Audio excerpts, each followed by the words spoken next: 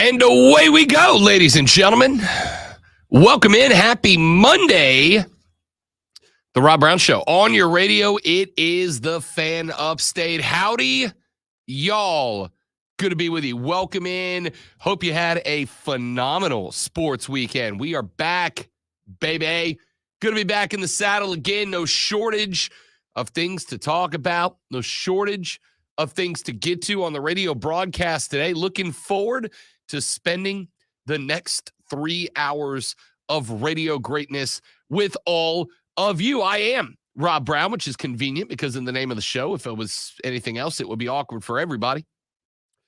The great one, Lonzo, going to be back with us later on this week, taking an extra few hours to get his life together, get himself back to 100% because he's not going to bring anything but the all-star caliber expertise that you have all come to know and love from him. So my man Brandon back in here for one more ride. What's up, big fella? I'm ready. It's Monday. Let's do it. How's the weekend? It was great. How was yours? Good. I am in the process of getting my ass handed to me by something. That's not good. No, it's not. And I really do want to like chalk it up to another round of allergies or something because I would say that too because the pollen has been really bad. Yeah, I don't feel bad. Like I'm not like run down. I'm not tired. I'm not sluggish, but I'm just like I've been stuffed up for 2 days now.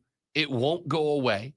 Like I'm congested. I got the old nasal drip. Like it just won't stop. Whatever it is, it just won't stop. Not fun. No, it's awful. So once again, I sincerely apologize that I can't, scream in your ears like you all love so very much when I do. But we are here, and we are going to rock and roll, and we are going to have a lovely time, as we always do from 9 to noon every weekday right here on the Rob Brown Show and the Fan Upstate. We are, ladies and gentlemen, the Jason Tatum of radio. We may have a game 6 in us every now and then, where we struggle to end up with 14 points and need a last-ditch effort to get there. But we're going to follow it up with 51, 13, 5, and 5? I mean, unbelievable. Yeah, he lit it up. Jason Tatum outscored the 76ers by himself in the third quarter yesterday. It was just, the dude was playing with the cheat code turned on, man. Yep. I don't get and that's the same Jason Tatum that had one of the biggest playoff stinkers of all time in game 6, but it was enough. The Celtics were down 3-2 in the series. Jason Tatum found a handful of three-pointers in game 6. It was what they needed to get ahead. Last night in game 7, Jason Tatum would not be denied. Not only did he put up 51 points, but he put up 14 against Embiid directly, and I think 16 against James Harden directly. So in a game where Joel Embiid, the guy who definitely deserved to be the MVP over Nikola Jokic, definitely deserved it, and it definitely wasn't a case of dumb politics. The guy who definitely deserved to get the nod over Nikola Jokic was a non-factor last night. Embiid was just bad. You see Doc Rivers is 2-7 in 9 game 7s or whatever like that. It's atrocious. Yeah, it's crazy. I don't know. There are, and I don't mean for this to sound insulting, though it will. There are a small group of coaches. Doc Rivers is on this list. Tony Dungy is on this list. Jimbo Fisher is on this list. And I'm sure that there are more that you guys can come up with. But off the top of my head, those are the three that jumped out at me.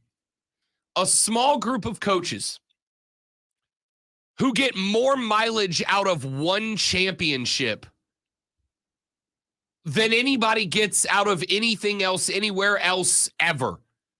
Doc Rivers got one ring a number of years ago. Since then, he has been constantly underwhelming and constantly underperforming. Yet every year, we go through the same song and dance of, oh, Doc's got it. He's put something together. He's got Harden and Embiid this year. They're going to be just fine. Nope, he does it again. Mm-hmm. Tony Dungy got a ring. And oh, by the way, had an NFL Hall of Famer at quarterback to do it. Tony Dungy got a ring.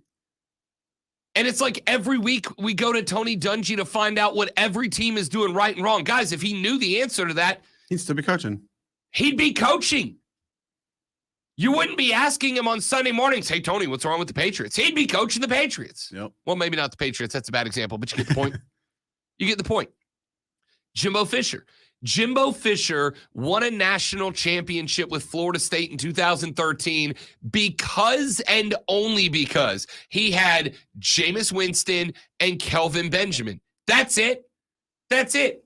Jimbo got carried to a natty at Florida State by an all-timer at quarterback, by one of the greatest possession wide receivers, who both of them bailed him out of an otherwise pretty mediocre national championship game against Auburn.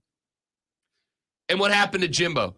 Texas A&M backs the Brinks truck up to his house, unloads 1 billion brown canvas bags with dollar signs printed on the front of them.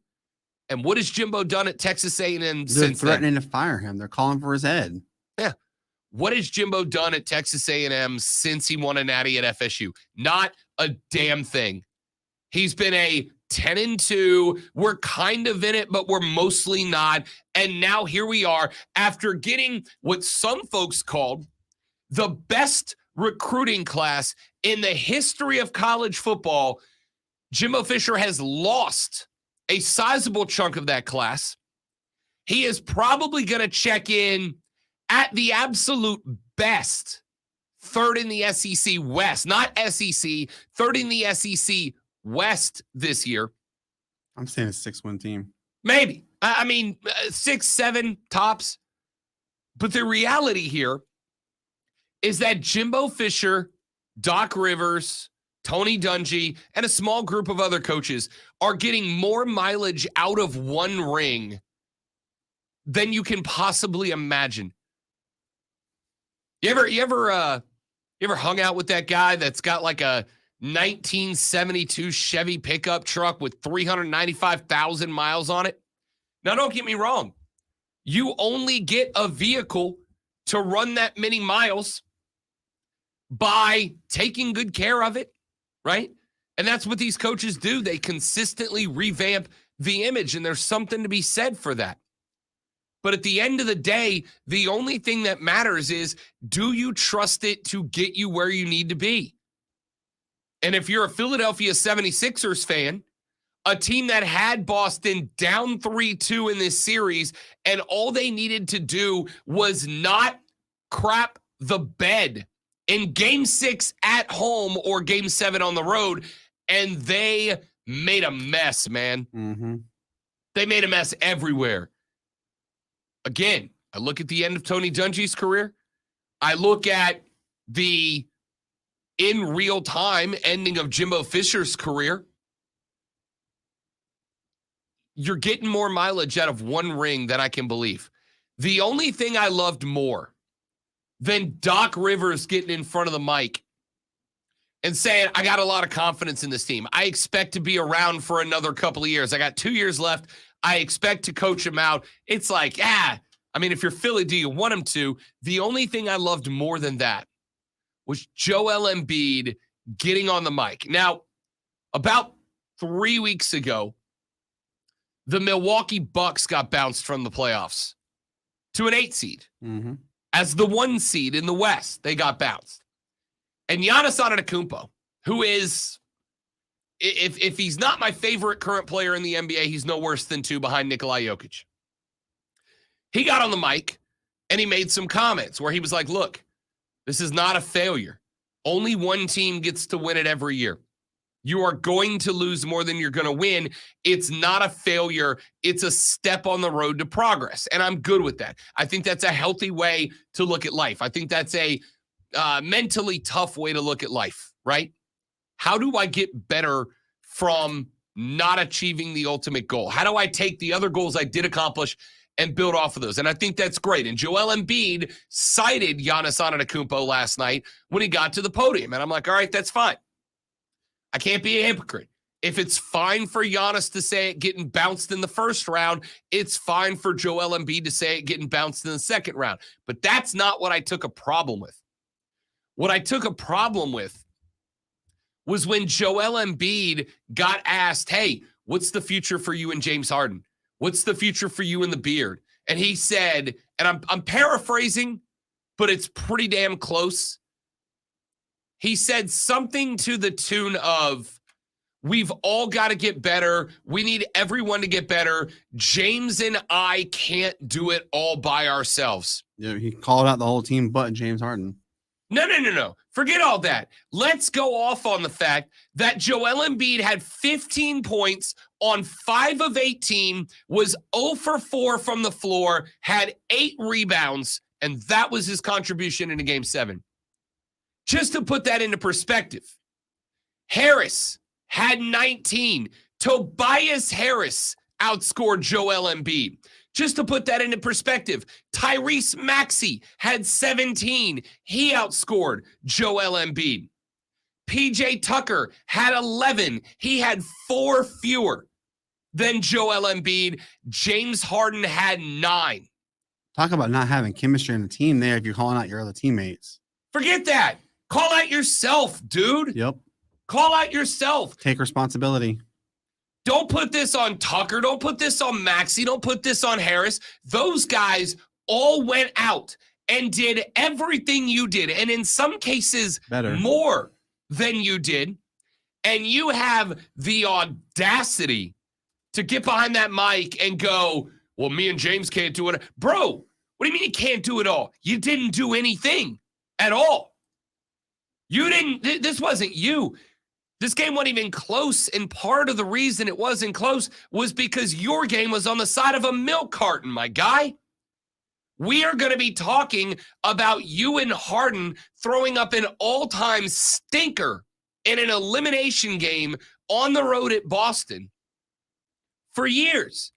And you got the rocks to get behind a mic and go, me and James can't do it all.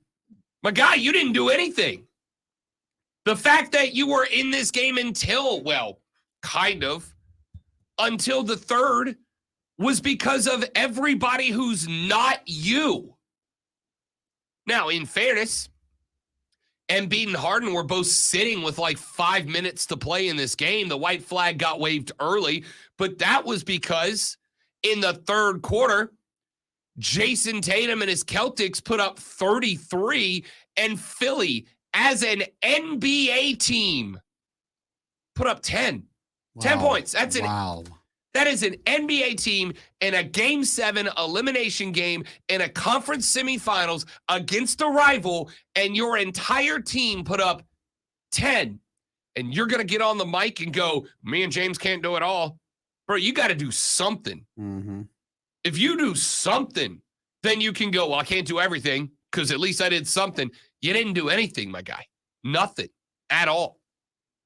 We'll talk more NBA as the show progresses because we are now set for the conference finals. And those will start later on this week. We're going to give you a breakdown and a preview of those later on today. While we're talking conference playoffs, how about the Stanley Cup? It was good last night. Vegas and Edmonton. Edmonton jumped out to an early lead, carrying the hopes and dreams of the entire nation of Canada on their shoulders. And then they collapsed. and the Vegas Golden Knights will move on. They await the winner of tonight's Game 7 between Dallas and Seattle. We're going to take a look at tonight's game as well as the conference playoff previews or the conference final previews.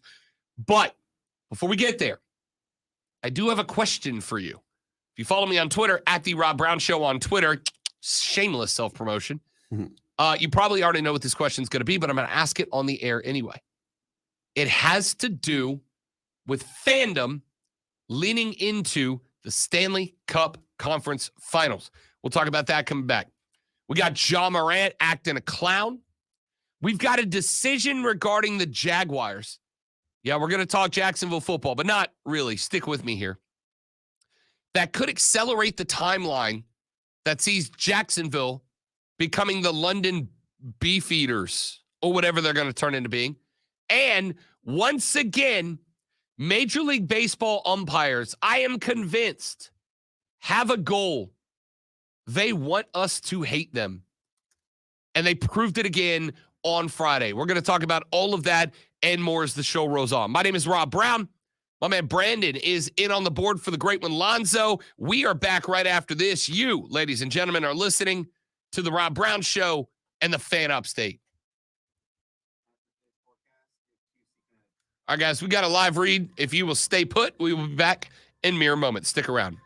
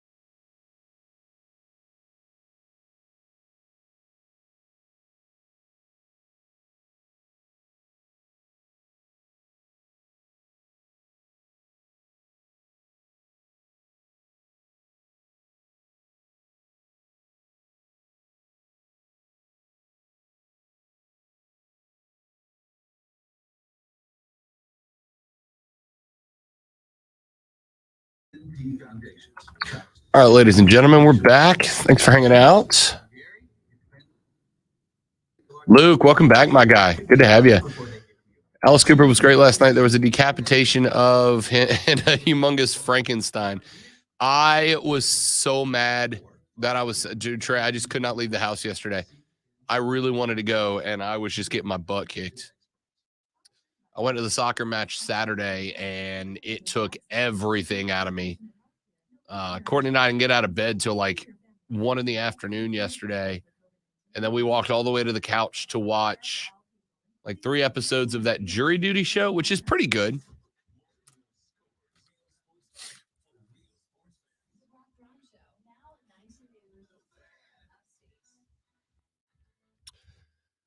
So I have a genuine question for you guys. I have lived in the upstate of South Carolina for over 3 years now. I consider this place my home. When asked where I'm from, I was born in New Orleans. I live in Greenville, South Carolina. I love the upstate. It is my home now. I wouldn't change it for all the money in your wallet. All right? I love it. But we would be lying to say that the state of Florida did not raise me, right? I was in Florida for 32 years of my life. I'm a beach kid, right?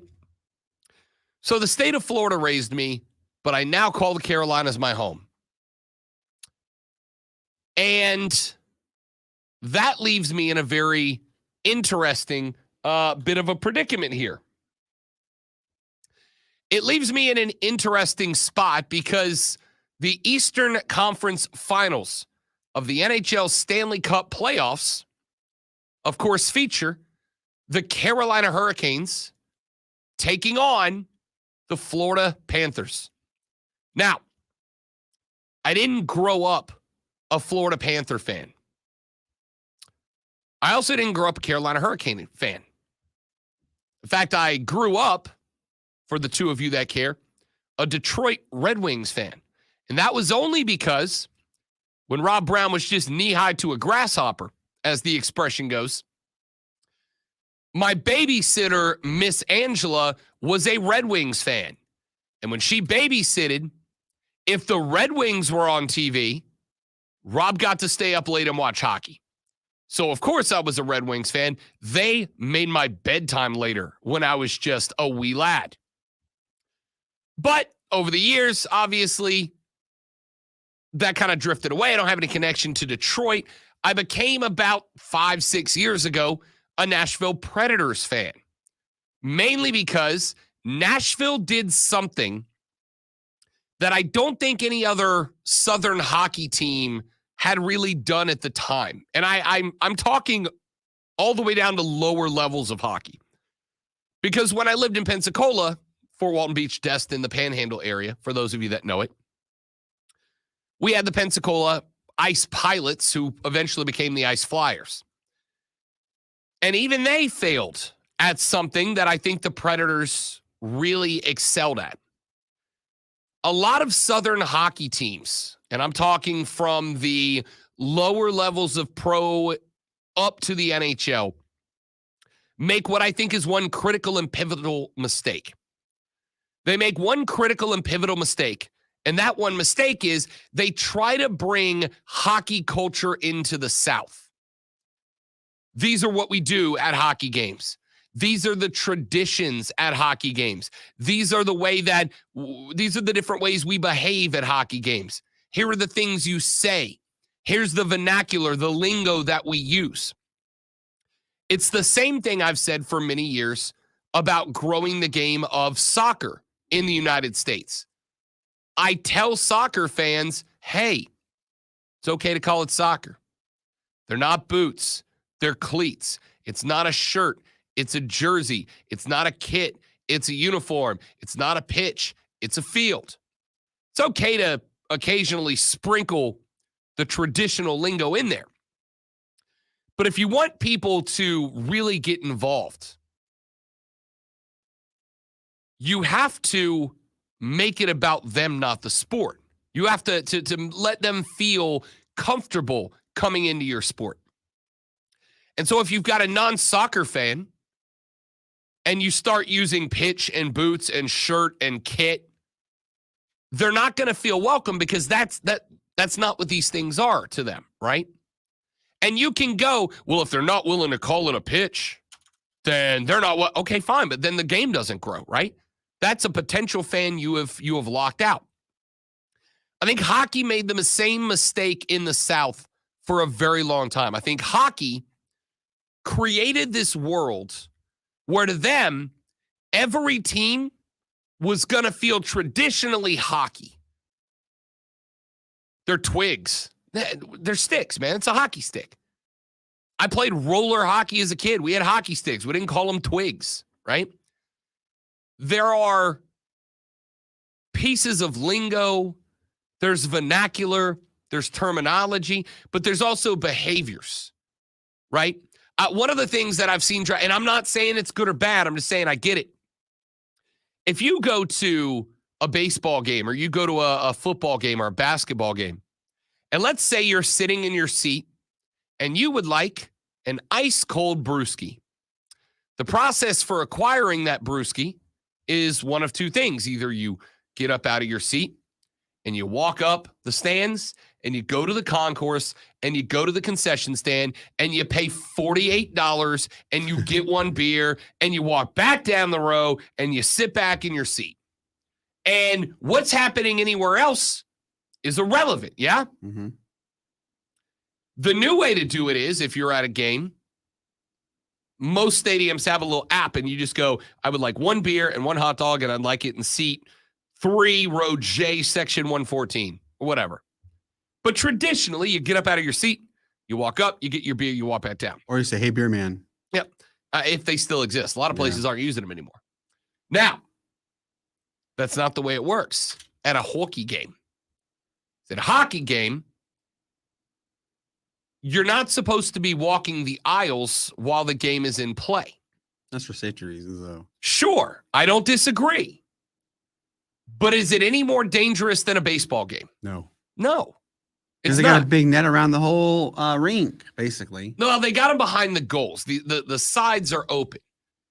But the point that I'm driving at here is, unless it is explained to you, and very frequently it's not, you get up, you go up the aisle, you go get your beer, you come back, and if the game's in action, there's a dude at the top of the steps holding a sign that says stop, and you don't walk past him. Ladies and gentlemen, I work hockey games. I love hockey. There can very frequently be 6, 7, 8, 9-minute runs of action before the next whistle blows. And if that happens, you are standing at the top of the concourse for 6, 7, 8, 9 minutes, unable to really watch the game, or at least not watch it from the comfort of your own seat. Which is hard, because what if you're at the top and your seat's all the way down to the glass? Who cares where it is, right? Like, I get your point, but who cares where it is? I paid for a seat to sit my fat ass down and watch a hockey game, not stand at the top of the concourse. Now, again, yes, sure, for safety reasons, I get it. But it's no more dangerous than a baseball game with a batter knocking a bunch of foul tips off, and that restriction's not there. Now, here's the point that I'm driving at. These are all aspects of hockey culture that are deeply ingrained within the world of hockey. These are the things that make it, if you didn't grow up around hockey and you're older, when you get older, it's harder to absorb things, right? That is why every generation thinks the generation that comes after it sucks, and the generation that comes after them is Satan, right? Because as we get older, it becomes harder to process things. You process things slower, and you don't like change. Change is scary. Change is bad. I like the things the way I like the things, and I don't want the things to be different. So Nashville did something, I think, very unique. I mean, there are elements of hockey that are never going to go away. But Nashville said, instead of jamming hockey, Nashville said, instead of jamming a hockey team into Nashville and saying, this is our culture, now all of you have to do this, they did the exact opposite. The Predators went into Nashville and they said, no, we're going to do Nashville culture. And then we'll just have a hockey game in the middle of it, right? Mm-hmm. If you have not been to a Nashville Predators game, I advise you go. They're a blast because it's a college football environment. The fans are very interactive. The game I went to that made me a fan was 2016, 17, somewhere in that ballpark. I don't remember exactly. The game I went to, had a buddy of mine that worked for the Preds. He was in their marketing department, and he hooked me up with some tickets to sit in the suite. And so he called me. He's like, hey, come to the game early. Like, let me show you around. Let me give you a tour of Bridgestone. Like, I'll hook you up. I said, great. So I showed up early. And when I got there and I parked and I walked up to Bridgestone, the first thing I noticed was, y'all, this is a tailgate party. Not like a hockey tailgate party. It's a college football tailgate party. There was live music, like whole bands. And granted, it's Nashville. It's Music City. Mm-hmm. But there were live concerts at all four corners of Bridgestone. Different band playing all four corners of Bridgestone. Wow. There were restaurants. There were bars. There were food trucks. It was a college football environment. And then the game started. He gave me the tour of Bridgestone. I got to go into the locker room, got to meet a couple of the players, get a couple of autographs, take a couple of pictures. It was phenomenal. And then they put me in the president's suite for the game. And I sat there and I looked around, and it was people eating and drinking and living it up like they were like they were elbow deep in the Red River rivalry, like they were elbow deep in the Palmetto Bowl, like they were elbow deep in a Texas-Oklahoma game. It was unbelievable. The atmosphere. And then I looked over to my right, and I've told this story before, but I looked over to my right, and in the box next to me was the entire offensive line of the Tennessee Titans, who were taking a dead catfish, holding the catfish up mouth to mouth, and having two other guys pour cold beers into the gills of the catfish, which then they chugged through. Which is kind of gross if you think about it. Who cares? It's offensive linemen. That's what they are. They're just gross by nature. The point here is when they showed that on the camera, Nashville, Tennessee lost its godforsaken mind. It was unbelievable. And the energy in that building skyrocketed. And that was the spot I'm like, okay, I'm a Preds fan, because this is the first hockey team I've ever been around at any level that said, we're not going to bring our culture to you. We're going to bring us to you and embrace your culture. And I thought it was absolutely unbelievable how much buy-in there was from Predators fans, right? So that leaves me in this interesting predicament. On one hand, I am from the state of Florida. State of Florida raised me. My family moved me to Florida when I was 4 years old. I lived in Florida until I was, how old am I now? 38? Till I was 34 and a half years old. Actually, no, 34 and 0.9 years old before I moved here at 35. However, the Carolina Hurricanes are a team I resonate with very much like I do the Predators. Because the Predators have their own interesting culture. The Hurricanes decided, much like the Predators, the Hurricanes decided, we're going to buy into this culture. We're going to build our own based on the culture of the area, based on the name of the two states that we wear across the front of our jersey. We are going to adapt to you instead of demanding you adapt to us. That is why a couple of years ago, when Carolina put out the Bunch of Jerks t-shirt, I lost my mind.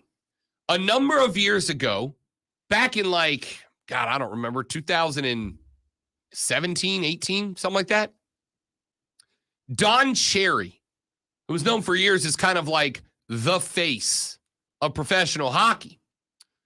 The Carolina Hurricanes were noted for, after winning games, these very over-the-top celebrations, right? They would wheel out tiny top basketball goals and do slam dunk contest. They do the skull clap. They would have players come out and bowl with other players. Like, it was just silly stuff, and it was a blast. It was a blast. And then Don Cherry decided, after a game where they invited Evander Holyfield to come out for the Surge and have a little fun, and he threw a fake knockout punch at, if I recall correctly, a guy dressed in the uniform of the other team. I don't remember if this was the event that triggered it, but it was somewhere in that timeline that Don Cherry, because Don Cherry wants everything done like the traditional hockey way. Don Cherry, who wants everything done the traditional hockey way, called the Carolina Hurricanes, quote, a bunch of jerks, right? Because they weren't doing it his way, the traditional hockey way.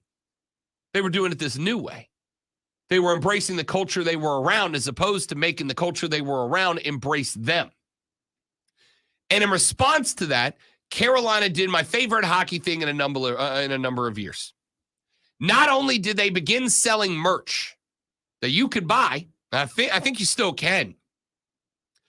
You can still buy shirts with the Carolina Hurricane logo, but instead of Carolina Hurricanes, it literally says bunch of jerks, which is amazing. Awesome.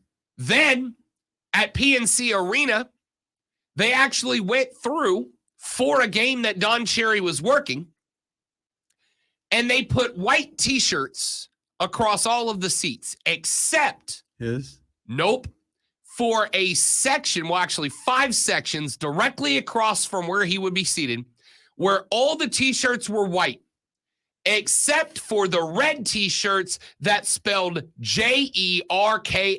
Oh, that's awesome. In the middle of the crowd, directly across from Don Cherry. That is awesome. They embraced it. They owned it. They leaned into it.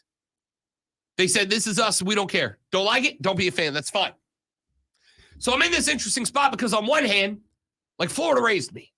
Florida brought me up. Florida turned me into Rob Brown. Good, bad, ugly, or indifferent. Florida made me who I am. On the flip side, I now call the Carolinas home, and I would change nothing about it. And the Carolina Hurricanes kind of embrace hockey the way I think hockey should be embraced.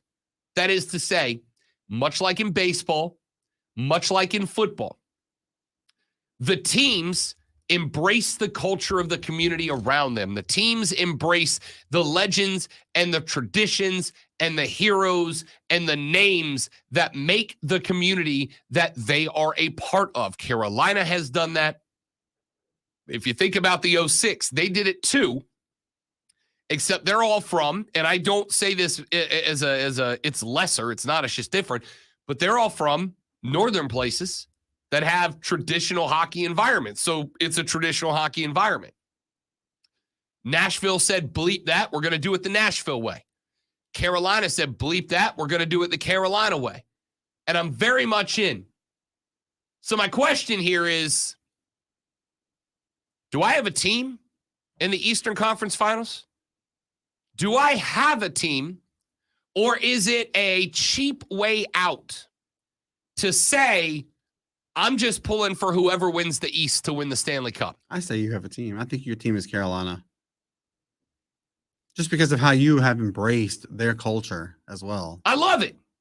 You're absolutely right. I absolutely have, and I absolutely do. I love the Carolinas. I have thoroughly, I think, done my best to embrace and buy into the Carolinas. I wouldn't change being here for anything.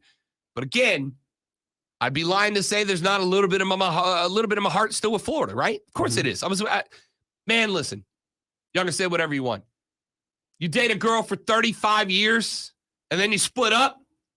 She's always going to have a little something, right? There's always going to be a part. You will always have, no matter how great your current relationship is,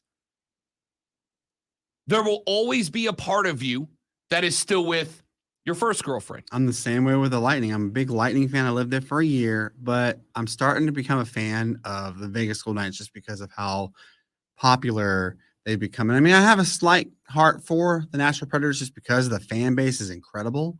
But, you know, my team, no matter what, even when Atlanta gets their team back, my team will still be the Tampa Bay Lightning. But I get it. Like I said, you will always have a part in your heart for the first girlfriend. You'll always have a part of your heart for the first long-term girlfriend. You'll always have a part of your heart with the first girl you lived with, the first girl you slept with, the first girl you did X and Y and Z with. doesn't mean that you can't love and have the perfect relationship with who you're with, but we are shaped by memories. We are shaped by things that have happened to us. That's how it works. And so my question here is it the coward's way out for me to say, I am not pulling for Carolina or Florida. I am pulling for Carolina and Florida, and whoever wins this series, I will be head over heels in love with for the Stanley Cup? That's my question to you guys. GoStrapFamilyDealerships.com phone line is open for you. 844-326-3663, 844-326-3663. You can text us on the text line at 71307, 71307. Start your text with FAN, F-A-N, FAN, F-A-N, and we will read them on the air. Steven says, embracing Carolina culture means you understand a hot dog comes with mustard, chili, and onion by default. No, listen, a hot dog with mustard, chili, and onion is a delicious hot dog. Mwah, lip smacking good. Big fan. But it's still a chili dog. Still a chili dog. Let's take a break. We'll come back here in just a minute. Got a short segment coming up. So let's talk about this Ja Morant thing. Yeah, y'all didn't hear him, but Brandon went, oh boy. That's the correct response. Get into that. I do have some college football coming up later on. ESPN has power ranked their top 10 college football quarterbacks coming into the 2023 season. Which 10 signal callers are on the list and why, and who got left out. We'll tell you that later on the show as well. The Rob Brown Show rolls on. It is the Fan Upstate.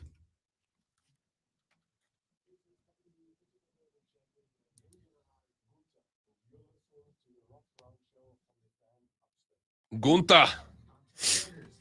All right, guys. I'm going to go blow my nose, and I will be back in just mere seconds. Don't go anywhere.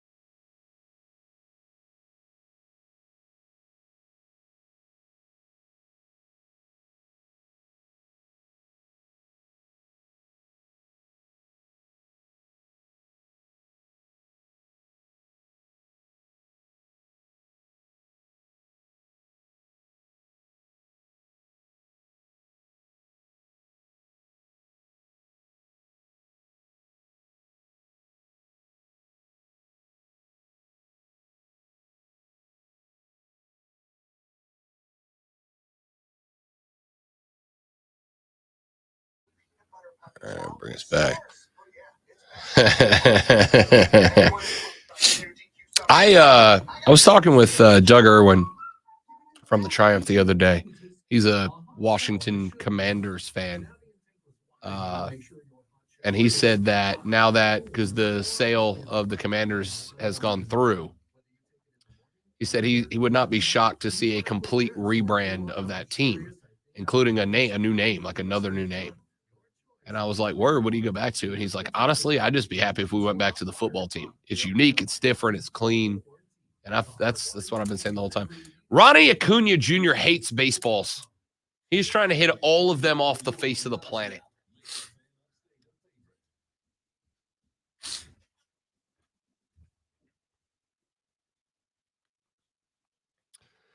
All right, we won't spend a ton of time on this, but I think it's worth bringing up and mentioning real quick. You will remember, ladies and gentlemen, that a couple of months ago, Ja Morant, an absolute superstar of a basketball player for the Memphis Grizzlies, caught a brief suspension of 8 games after meeting with NBA Commissioner Adam Silver because Ja Morant was drunk up in a club and started waving a handgun around. That video got out on Instagram Live. He caught the multi-game suspension.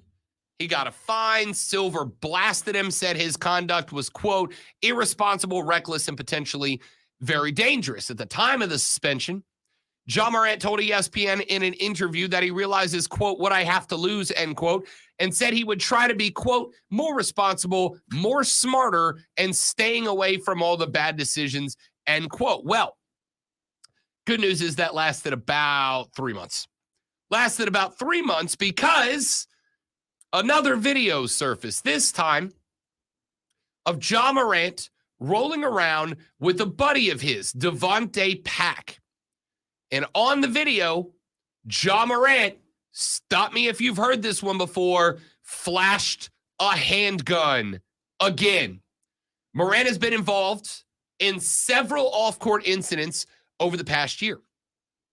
He's being sued by a high school prospect over a fight during a pickup game in Morant's backyard where Morant and Devontae Pack are alleged to have punched the boy in the head. The teenager told police that Morant entered his house after the fight and came back outside with a gun tucked in his waistband. Devontae Pack has been banned from attending games at FedEx Forum in Memphis after a post-game confrontation with the Pacers traveling party. Pack was escorted out of his courtside seat after stepping onto the floor during the game to confront Pacers players. After the game, following an argument between Morant's associates and members of the Pacers traveling party in the arena's loading dock area, a red laser was pointed from an SUV in which Morant was riding. An NBA investigation, quote, cannot corroborate that any individual threatened others with a weapon, but here's the reality of that situation. The implication is more than enough. He's heading down the wrong path really quick. Back after his 125-85 loss to the Lakers on April 28th, when all of this was coming to a head, he said, I've just got to be better with my decision-making. That's pretty much it. Off-the-court issues affected us as an organization pretty much. I just need to be more disciplined, end quote. For a cat on a 5-year, $194 million max contract, yes. And here's the even more entertaining part. Ja Morant could have had his contract escalated to an NBA Supermax contract if he made the All-NBA team this year. That would have netted him just a tick shy of $40 million more in future earnings. He has endorsements with Nike, with Powerade. Well, guess what? Over the weekend, Powerade pulled an ad featuring Morant after the initial incident with the handgun. So I would not be shocked to find out that Ja Morant is going to have his endorsements pulled down the line as well. This is sad, dude. It's sad. I want to be angry. And I guess a little bit I am. Because I'm looking at a guy who has face of the NBA talent. This is supposed to be better than LeBron.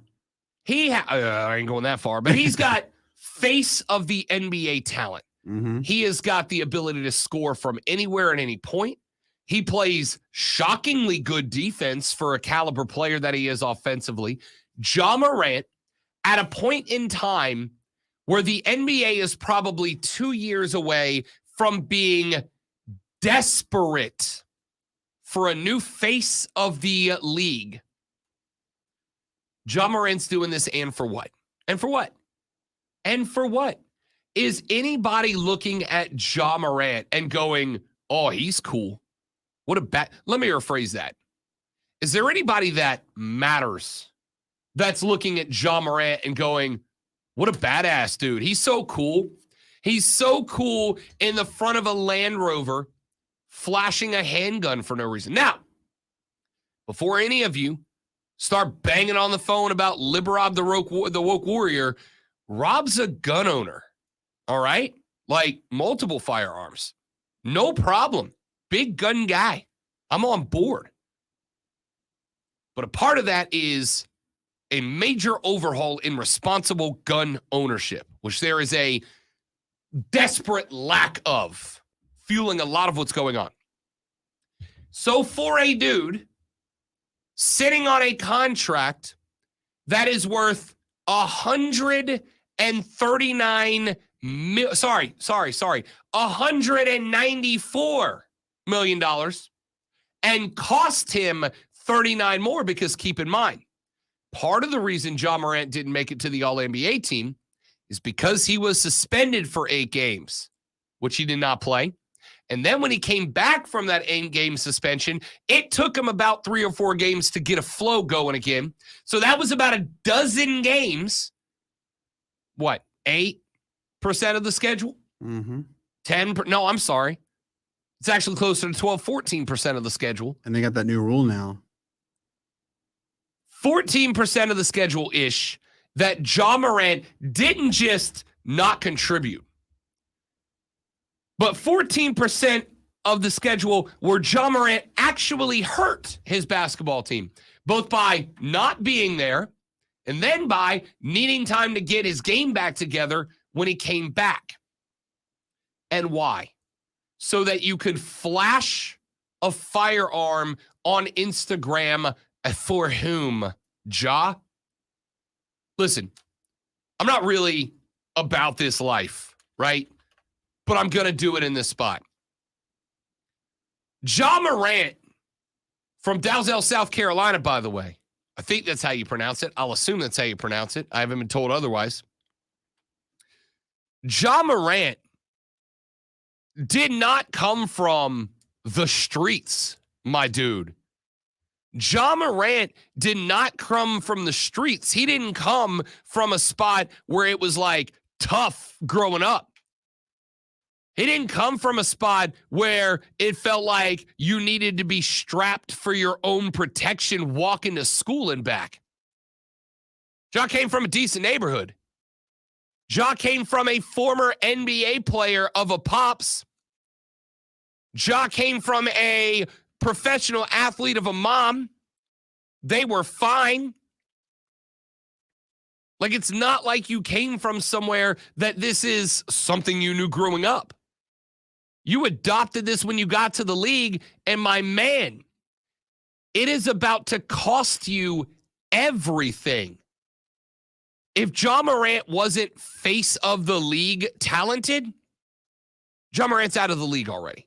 But because he's so damn good, he gets a lot more leeway than a regular player. But dude, you aren't getting 3 or 5 or 6 or 7 incidents worth of leeway, because especially at the point in time we're in, where everybody is, like it or not, super sensitive about guns and gun control and gun violence, understandably so, rolling up and around in a Land Rover with your boy and hanging out of the passenger window with a Glock is a real bad look for you, for your team, for the league.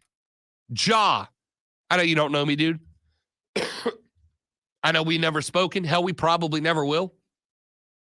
But my man, for your own sake, for your kids' sake, for your team's sake, for the league's sake, as a lover of the NBA, as somebody who does not want to see things get harder for the NBA to survive, dude, you're not a badass. Stop. You're not a badass. Stop. Let's take a break. Hour number 2 is just around the corner. Got some college football to get into and more on the Rob Brown Show and the Fan Upstate.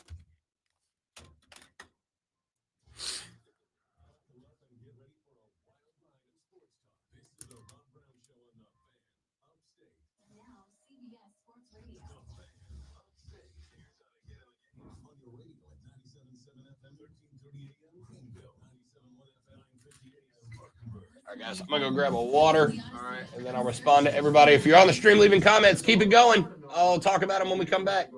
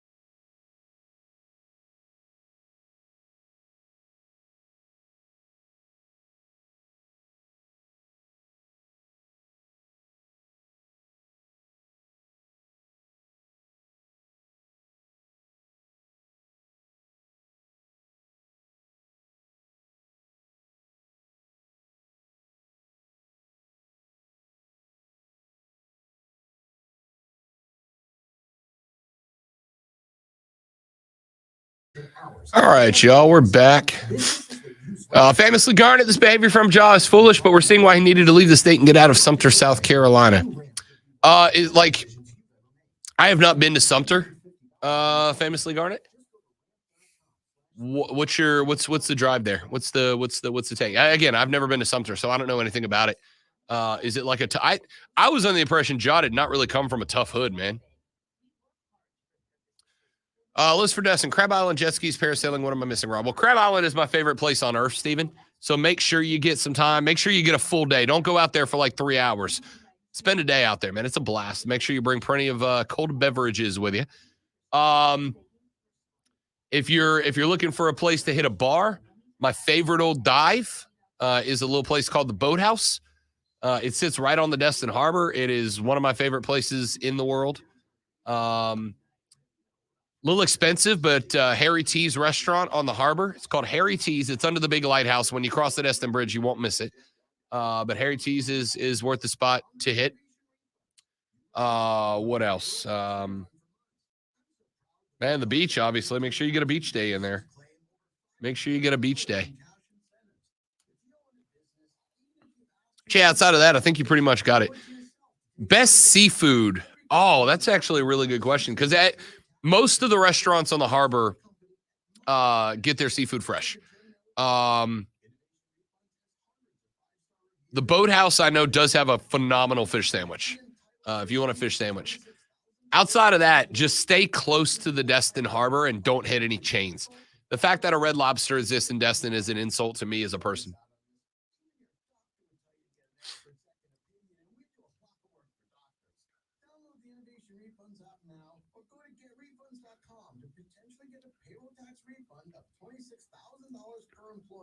GetRefunds.com. GetRefunds.com.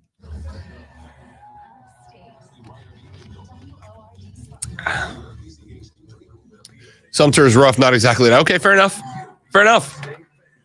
It's still not okay, right? Like, again, I thought the stories I got told were that Ja didn't exactly grow up in a rough neighborhood, but I could be wrong. Could be wrong. Yes, Steven, that's exactly correct, and it's insulting, and I hate it.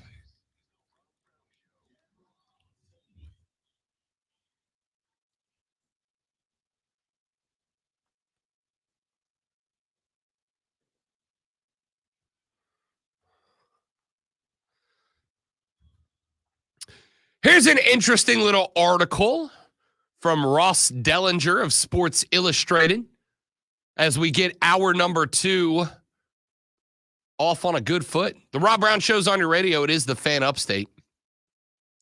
Ross Dellinger put up an article on Sports Illustrated. That is it's a bit of a lengthy read, but I think it's worth the read if you are in any way, not going to say concerned, I'm just going to say interested in the future of college sports, certainly college football.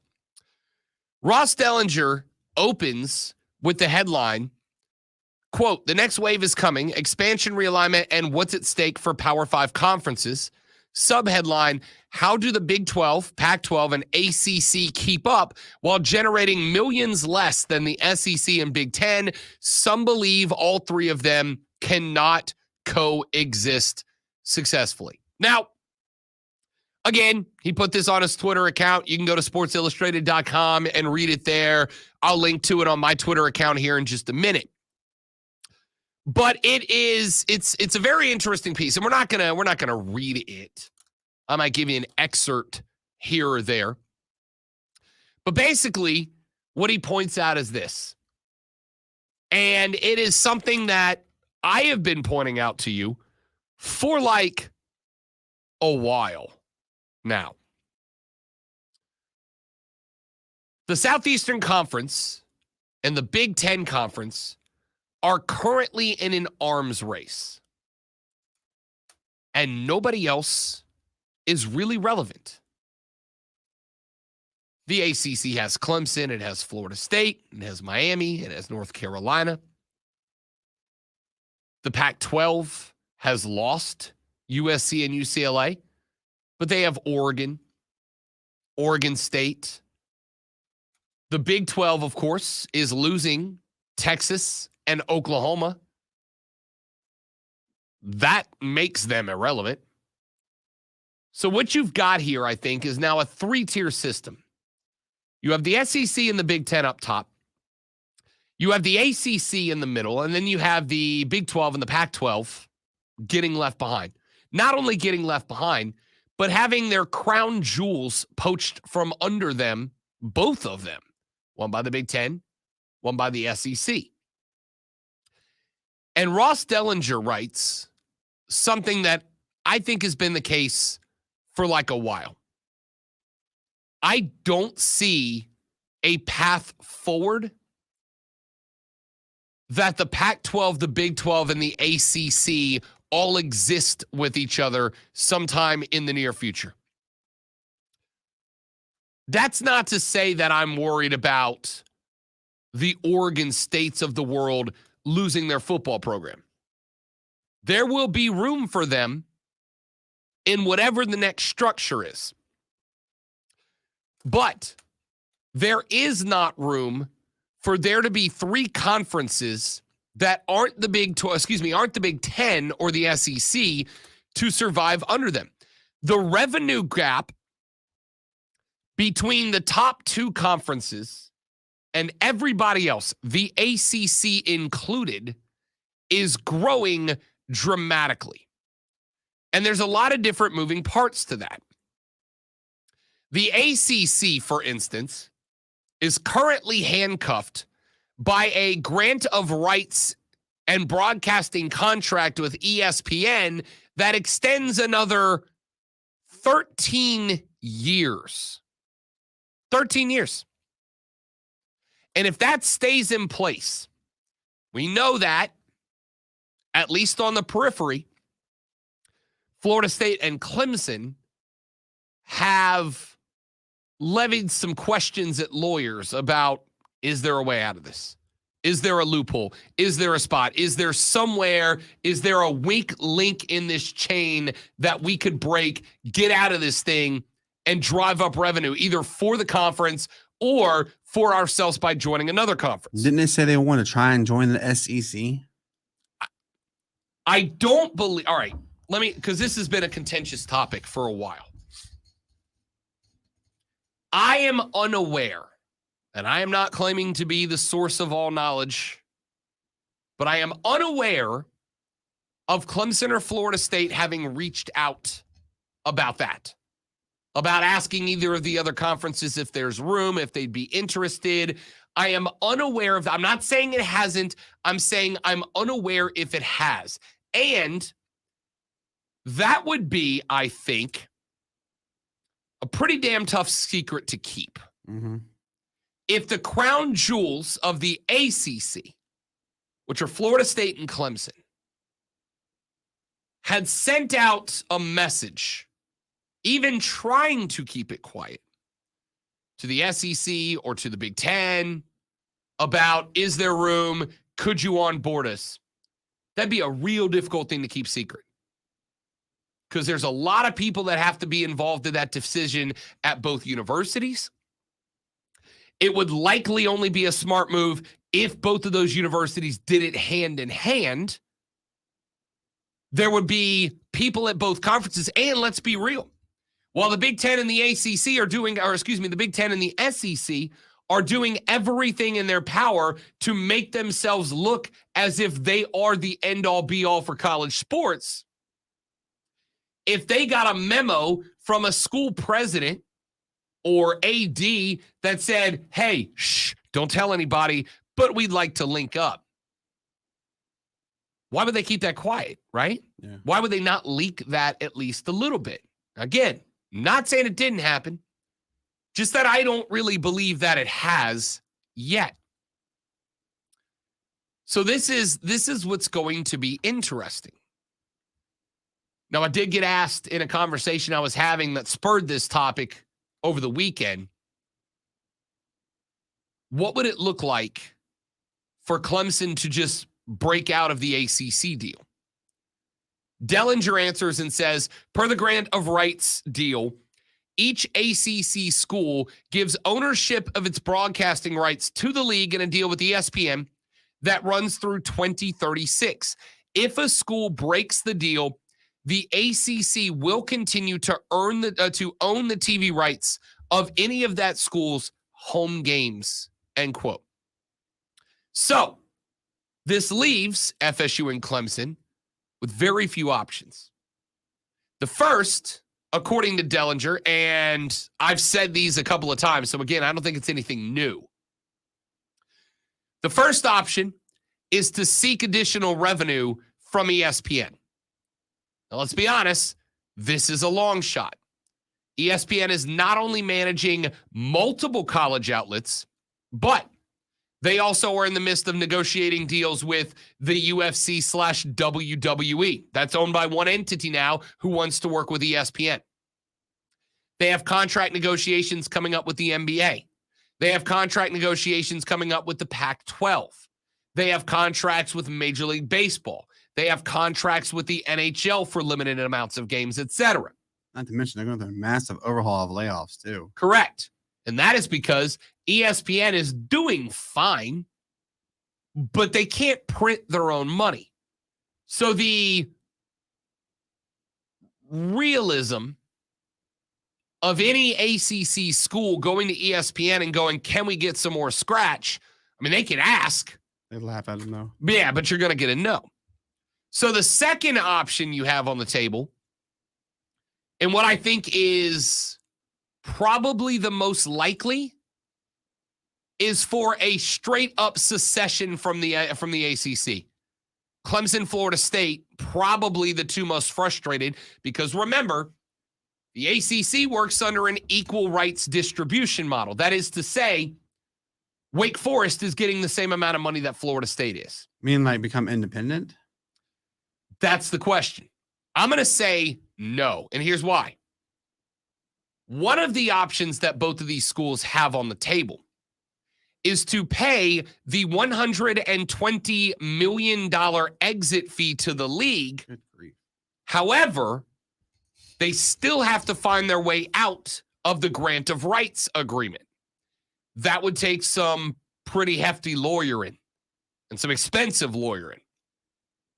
But then that also leaves one more question. Where do they go? What's next? There's every possibility that the SEC and the Big Ten go, now we're all right for right now, right?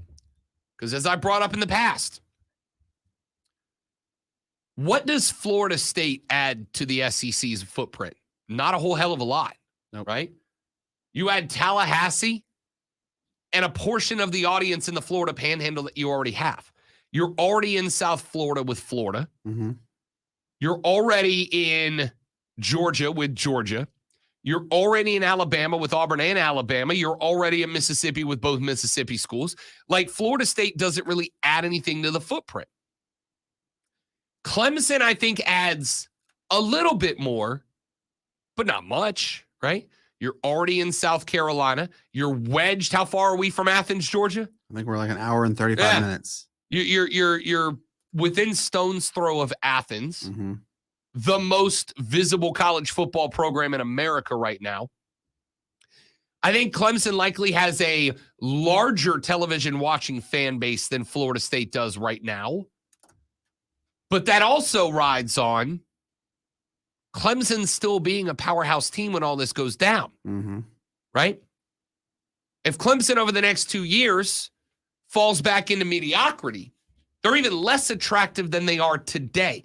Because why am I going to add another mediocre program to this lineup when our footprint in the area is already covered up and covered up by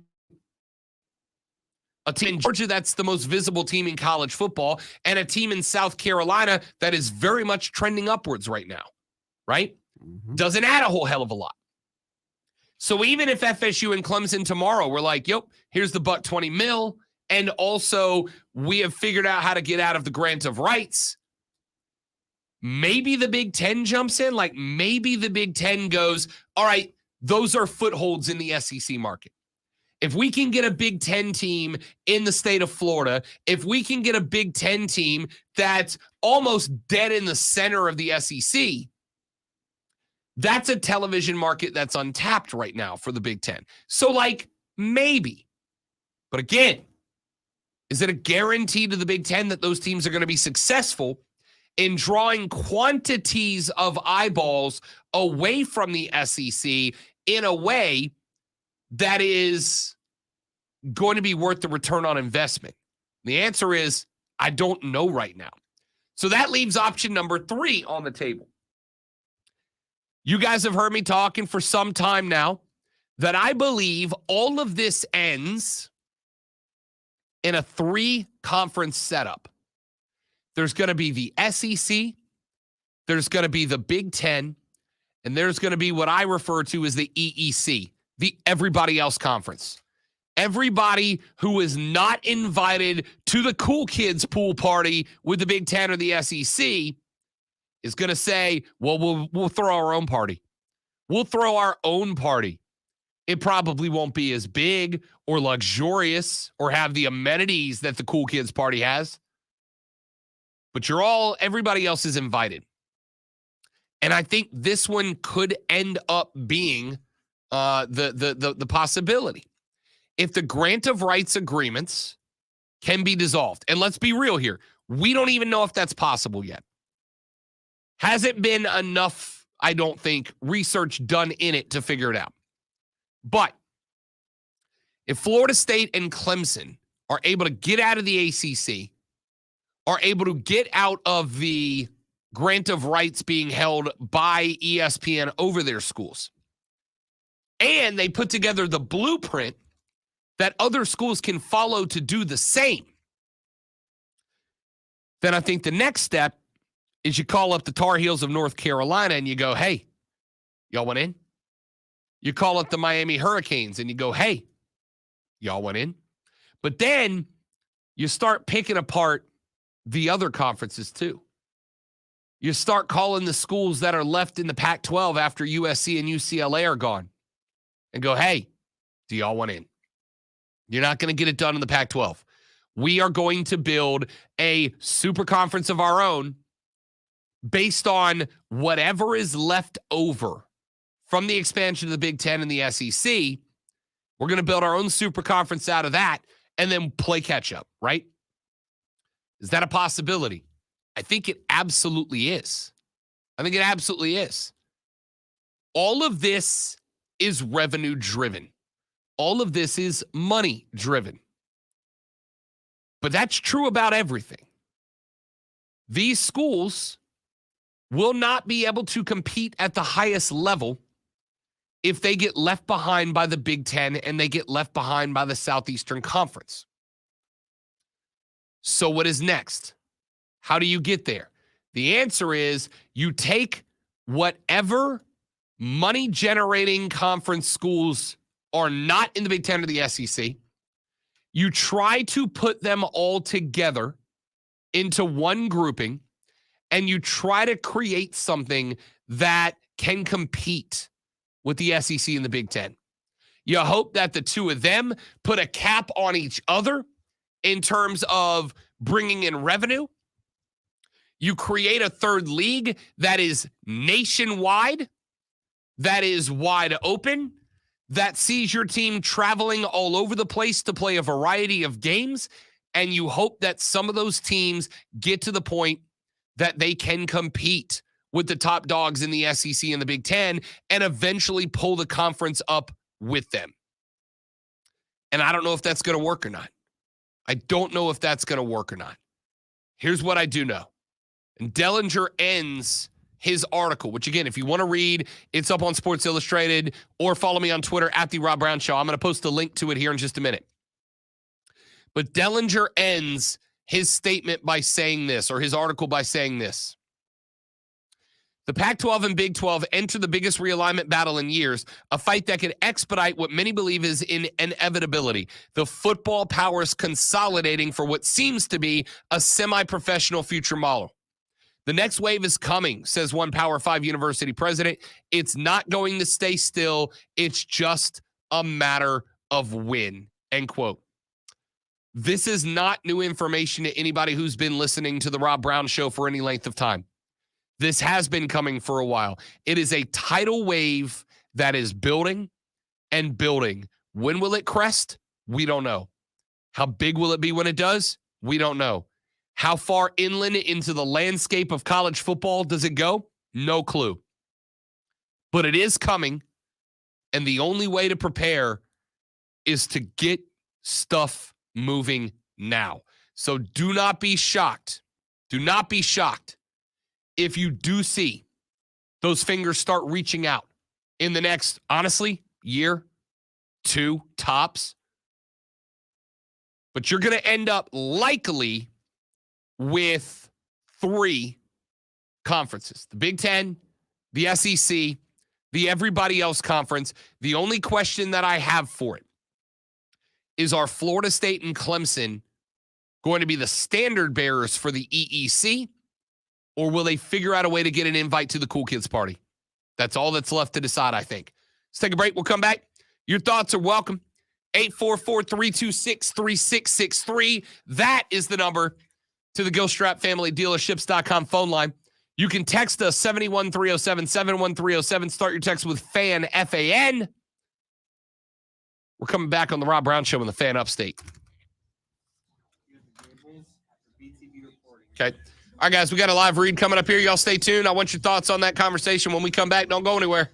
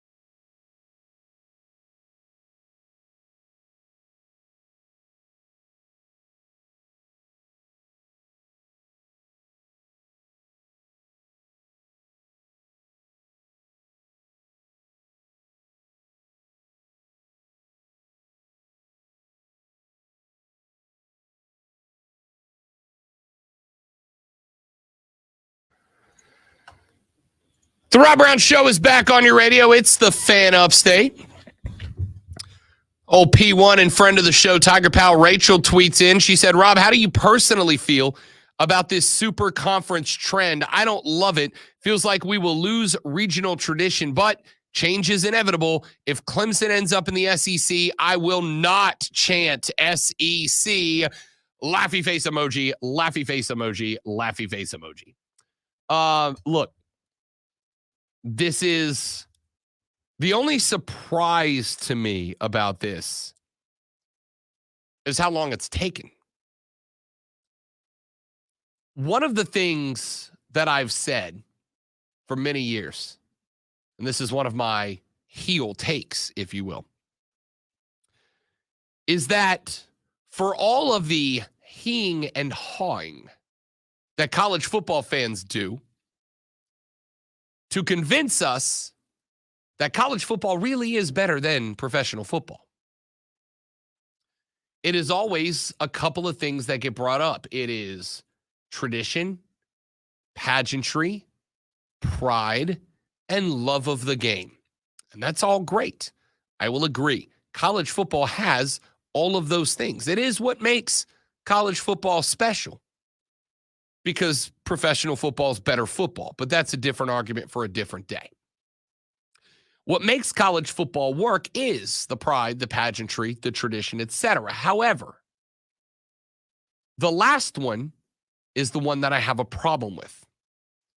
This very popular thought amongst college football fans that it's not about the money. Yes, it is. It is, and it always has been. This isn't new. It's just that there's more money in it. Nobody loved hearing you guys say college players don't do it for the money, they do it for the love of the game, more than television executives, college presidents, and college athletic directors. Why? Because if they had you convinced that players did it not for money, but for the love of the game, they could keep not giving money to the college players.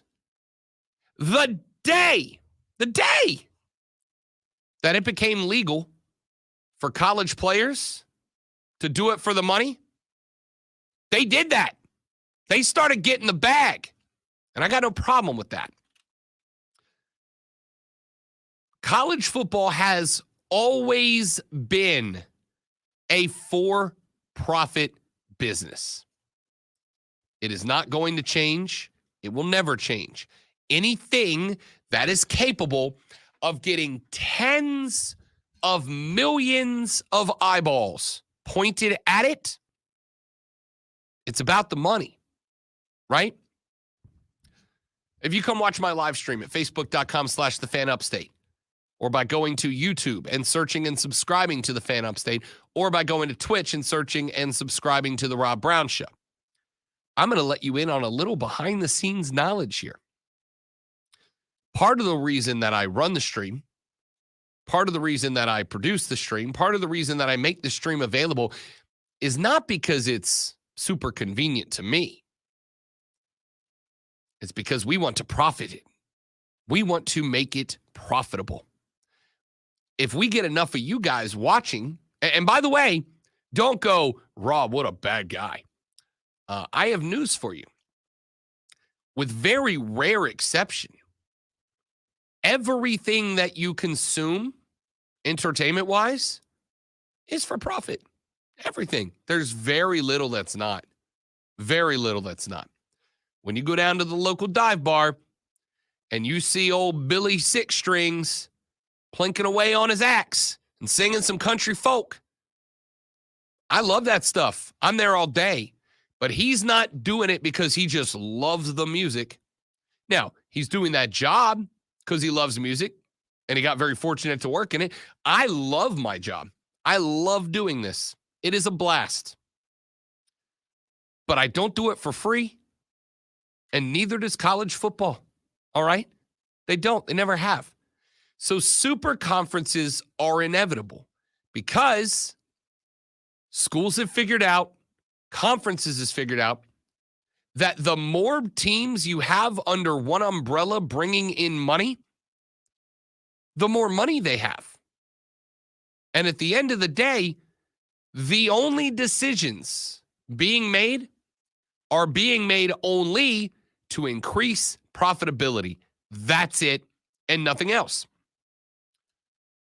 If Clemson wants to join the SEC or the Big Ten or the EEC when they start it, they will do it only because it increases profitability.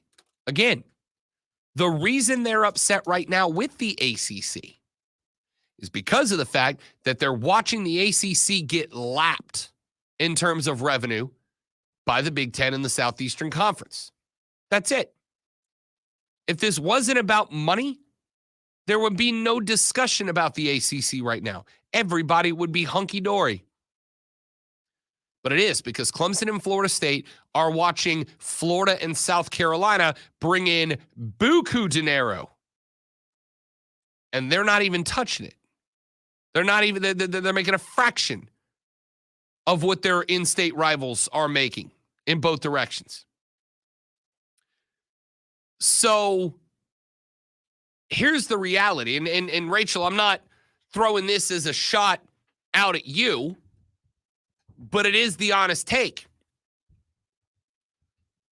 As Rocky Maivia once said, how do you feel about the super conference trend? It doesn't matter how you feel about the super conference trend.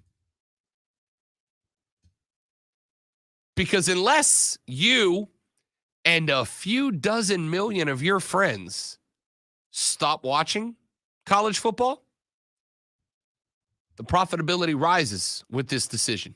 That's just how it goes. If Clemson can make more money in the SEC than the ACC, they're going to want in.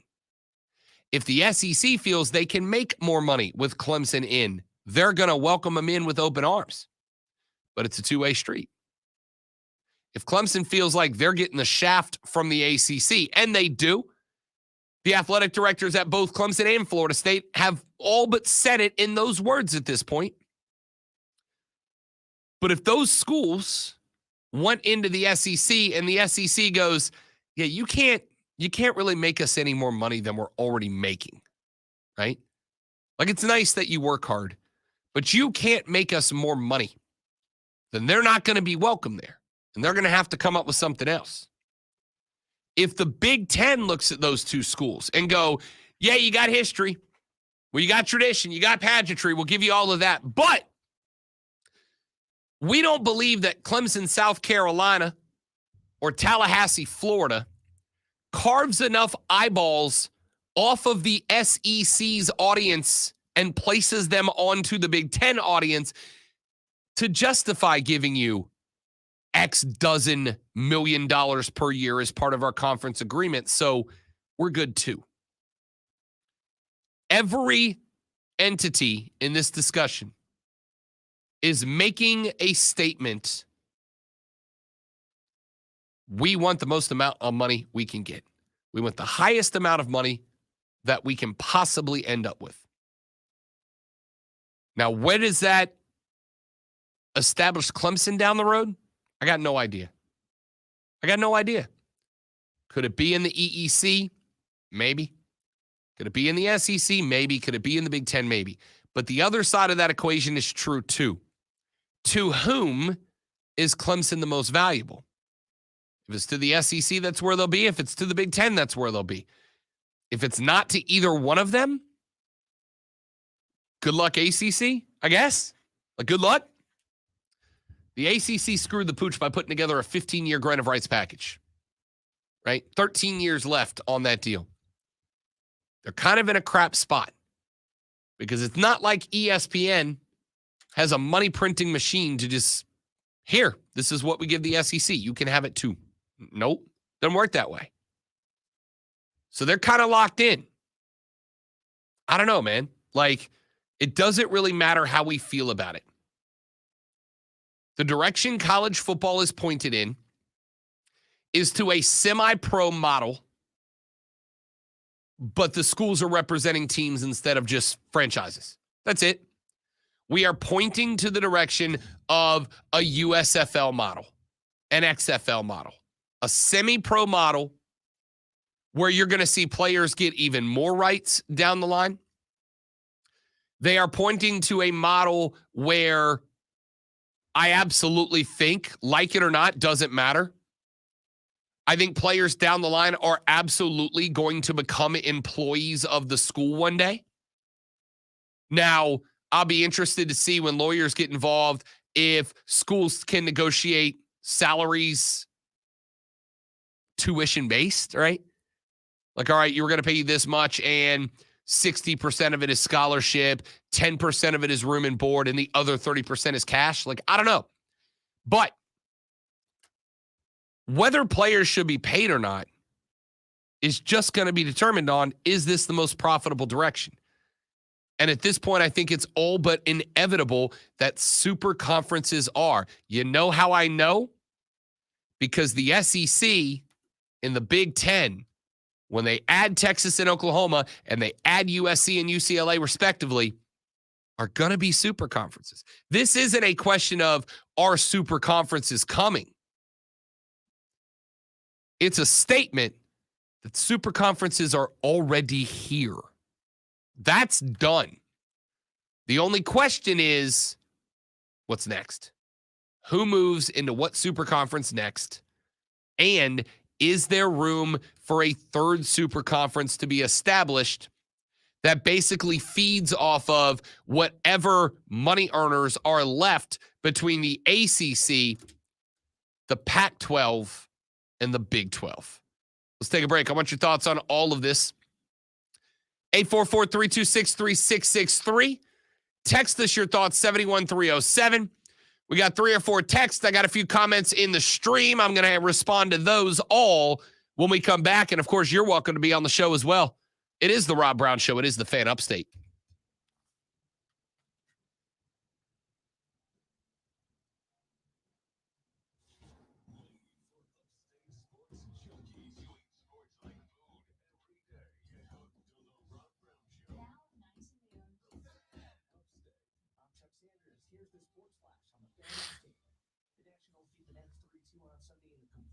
Saturday's suspended game.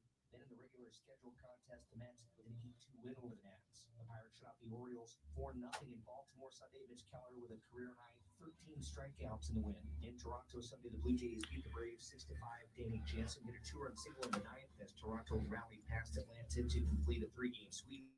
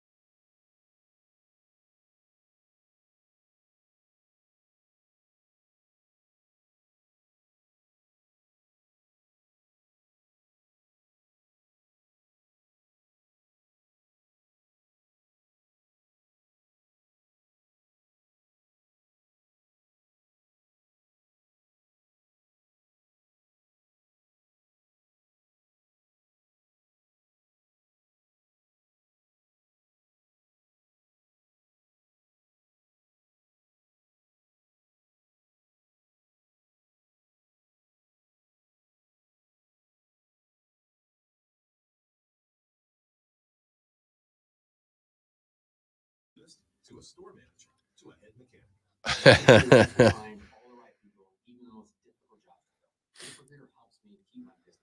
Take it from Marco and millions of other businesses who use ZipRecruiter.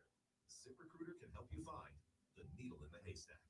See why 4 out of 5 employers who post a job on ZipRecruiter get a quality candidate within the first day. And right now, you can try ZipRecruiter for free. That's right, free at ZipRecruiter.com/radio. That's ZipRecruiter.com/RADIO. ZipRecruiter.com/radio. ZipRecruiter, the smartest way to hire. This is free for this little light. a podcast about falling in love with music. I started a nonprofit music school about 20 years ago called the Silver Lake Conservatory of Music. The reason that I started doing this podcast was music education. I'll be speaking with Rick Rubin, Thundercat, Stuart Copeland, Margot Price, Corey Henry, Cynthia Erivo, Sheila E., and Patty Smith. Please listen and follow This Little Light, a presentation of Cadence 13. on Former Apple Atlanta app Falcons or quarterback wherever Matt you get Ryan has announced he'll be heading to the broadcast booth this season. Also said that this is not a retirement announcement. Show, okay. What is it then? You going to call your own games live? He's going with CBS. Yeah. Jump in there before Brady does. Brady had to pull out of it because he's trying to become a Raiders owner. It only takes a couple of minutes to sign up. Instead of just watching your dollars go into your tank, start putting money back into your wallet with the free app from Upside. With the price of gas today, it's big news and big money. To cash out of your Upside cash, just transfer it to your bank account, PayPal, or a gift card. Upside users have already earned over $200 million. Now it's your turn. Download the free Upside app and get cash back on every gallon of gas. Use promo code GOLF for an extra 25 cents per gallon on your first fill up. That's code So GOLF. Clemson, Florida State, Miami, and UNC be For an the full extra horse. 25 cents per gallon back in your first fill up. Cashback's available in passengers. I mean, yeah, pretty much. Ooh. Yes, you. None of y'all told me that Auto Trader has millions of new and used cars that I can shop Joseph, that was the news that just came out that Yeah. said it's not a retirement announcement, although it is. That he's going to the booth. He's saying he didn't announce his retirement because he didn't retire. He got retired. Yeah. The league said, we're done with you, buddy. I think the retirement announcement's coming very soon. That is I mean, he can say it, but Yeah.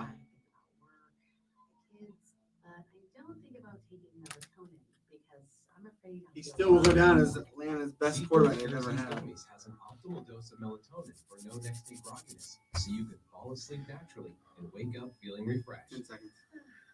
ZzzQuil Pure Z's gummies for better sleep like never before. And try Pure Z Sleep plus next day energy with melatonin plus extended release B vitamins. Listen on the Odyssey app. Search the Fan Upstate.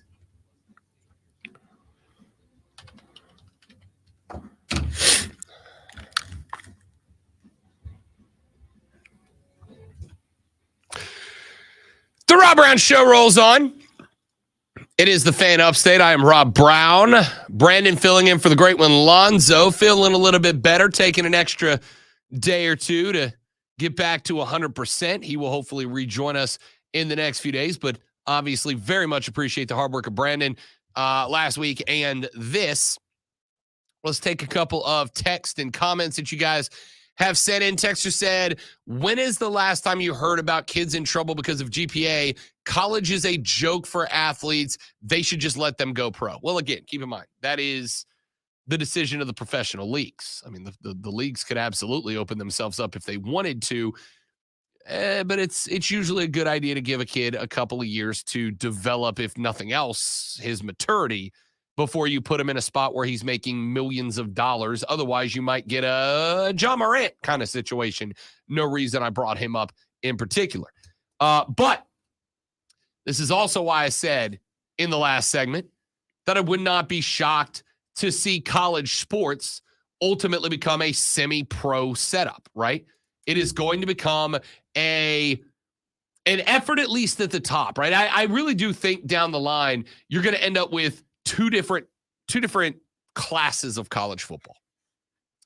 I think you're going to end up with a class of college football that is what we think of now with the Georgias, the Ohio States, the Alabamas, the Clemsons, etc. Top tier college football. And I think that is to some degree almost going to become somewhat semi-pro. And then I do think you'll still have enough interest to float a lower level style of college football. Now, that is where ordinarily a team like a Vanderbilt might slot in, but they're lucky enough that they were keyed into the Southeastern Conference and will be grandfathered into top-tier football, and they will profit because of that. The reality of this situation is that you're going to have a top-tier league that is semi-pro, and then you're going to have a bottom-tier league that is traditionally college football, but frankly, just less talent. That's just what it's going to come down to.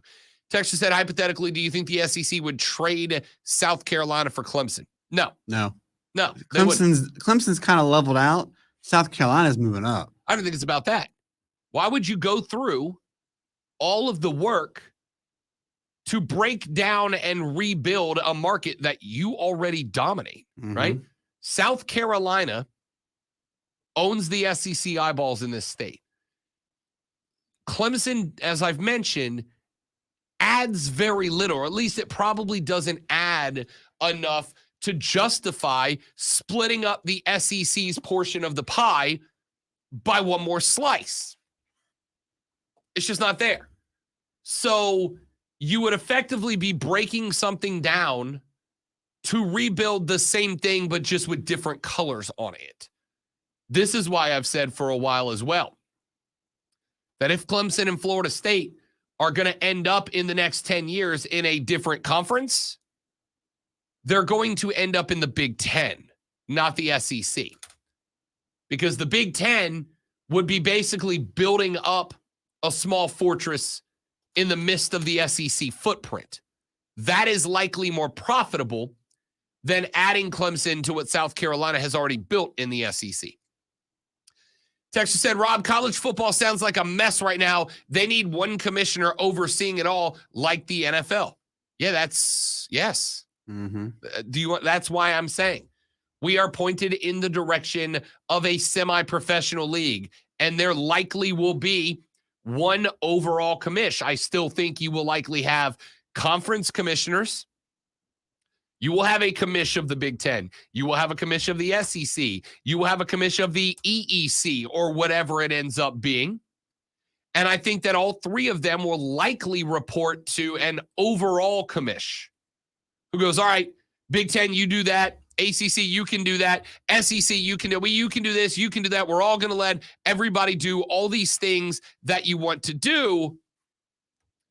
And the reason we're going to do it that way is because it's going to be profitable for everyone.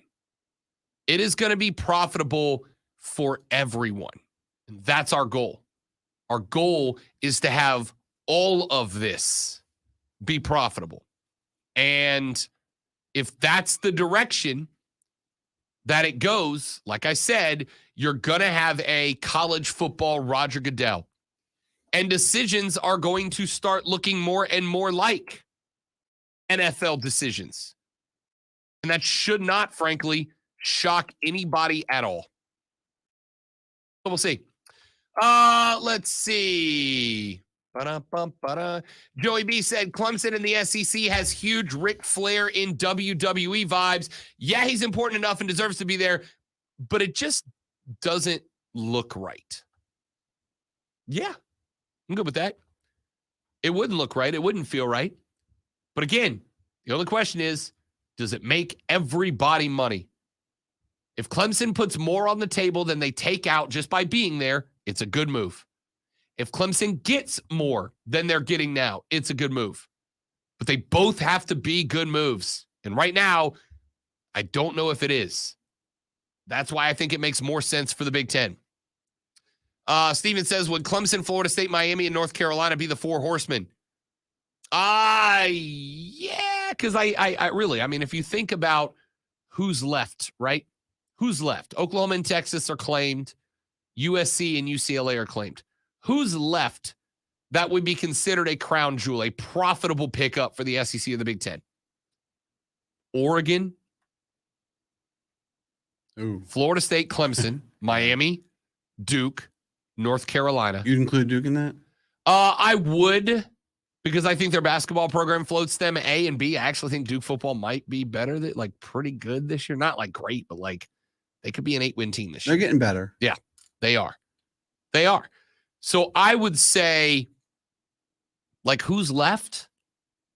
Clemson, Florida State, Miami, North Carolina, Duke, Virginia Tech, Virginia. Miami. You said Miami, yep. didn't you? Oregon State. What about Notre Dame? Yeah, so Notre Dame's going to be the last team to fall, but at some point they're just going to realize, first off, it depends on what NBC does. If NBC is willing to fort them money that puts them on, because you got to keep in mind, all they've got to do is pay Notre Dame something similar to what the SEC pays out to whoever. And maybe NBC does that. Now, if it gets to the point that that NBC goes, you know what, carrying one school is not worth it, then Notre Dame might have their hand forced. But right now, they've got two advantages. One, NBC pays them big time money. And two, remember, Jack Swarbrick, the AD at Notre Dame, sits on pretty much every decision-making board in college football. Like, if there is a move regarding conference expansion or payouts or whatever, Jack Swarbrick is always one of the guys involved with that. So Notre Dame kind of has an edge there as an independent that lets them kind of float for a little while. So anyway, just some more thoughts. Love to hear what you have to say. 844-326-3663. That is the GilstratFamilyDealerships.com phone line. You can also text us 71307, 71307. Start your text with FAN, F-A-M. We'll read them on the air, FAN, F-A-N, and we will read them on the air. My name is Rob Brown. My man Brandon's sitting at the board. It's 2 hours in the books. Want to go on the Rob Brown Show in the Fan Upstate.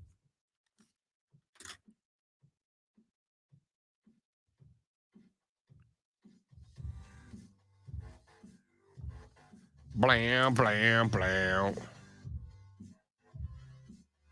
Blam, blam.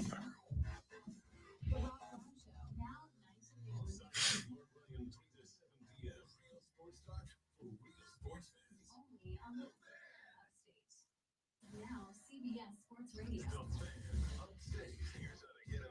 On your radio at 97.7 FM, 1330 AM, Greenville, 97.1 FM, 950 AM, Spartanburg. Listen on your phone. Download the Odyssey app and search the Fan Upstate. There's a whole lot more to know about sound if you really want to go into the subject. Your smart speaker. Just say play 97 The Fan Upstate. On your HD radio at WFBC HD3. There's one more time. And on your computer at the Fan.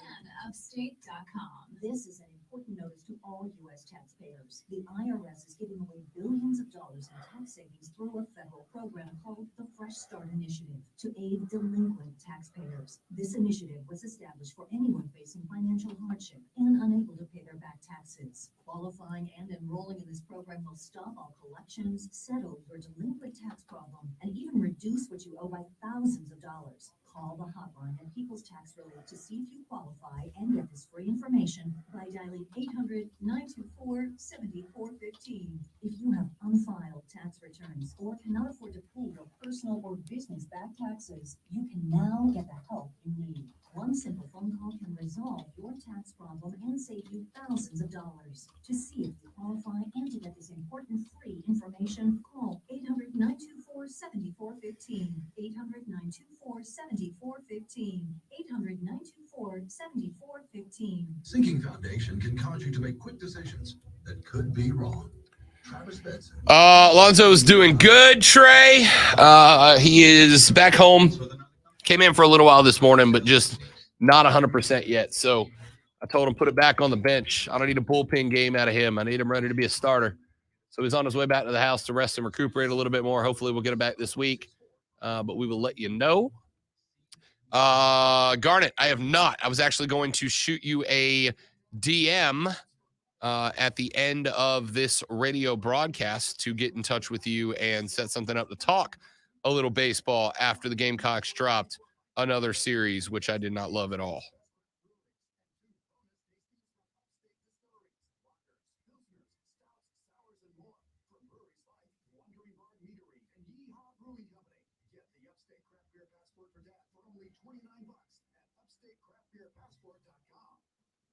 Making a difference in the lives of children and families brings a feeling of satisfaction that is unmatched. You may be just the person to help them to a brighter tomorrow. Answer the call and learn more about becoming a child welfare case manager at dss.sc.gov.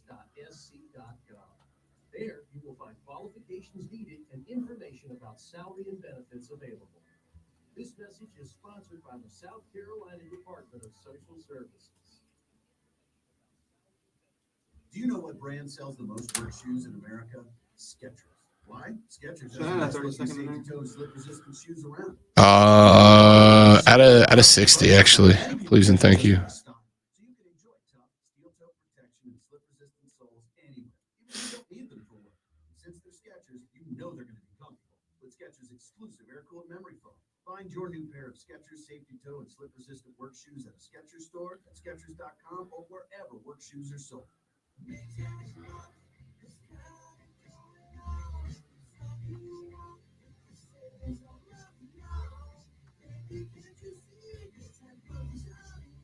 Yes, it has been a tough couple of weeks for the Yardcocks. Question is, can they get right in time? College baseball's postseason is not about the best team. It's about the hot team. And not the only way to heat up is to cool down, but the easiest way to heat up is to cool down. Or am I just being eternally optimist? Who knows?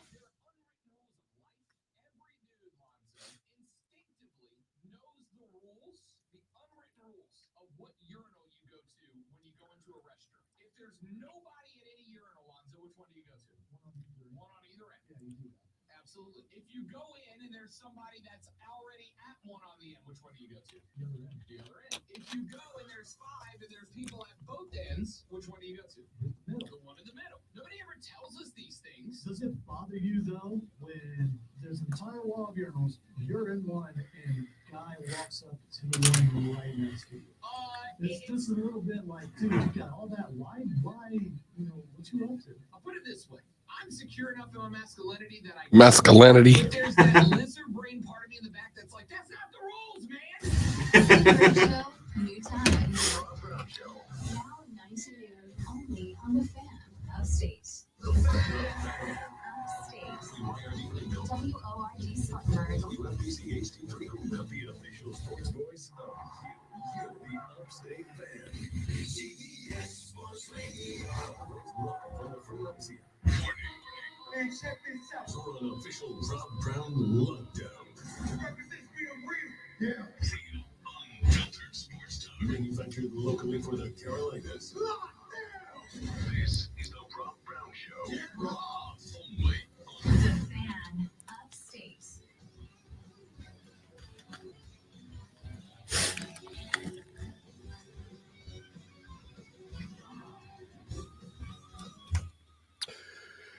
And off we go, ladies and gentlemen. The third, the final, the best, the money hour of the Rob Brown Show goes now. This is the Fan Upstate. How do you do, Upstate South Carolina? Hello, America. What up, world? How the heck is everybody? I am Rob Brown. Great one, Zoe. Another day or two to get his head right, get his body right, get back to playing like a champion. My man Brandon has been in here, the workhorse, pulling the sled the last couple of days. Thank you very much, bud. How you doing? I'm hanging in there. Hey, it's been a good day so far. Let's keep it going. That's it. I love it. Ladies and gentlemen, I am at this point just convinced.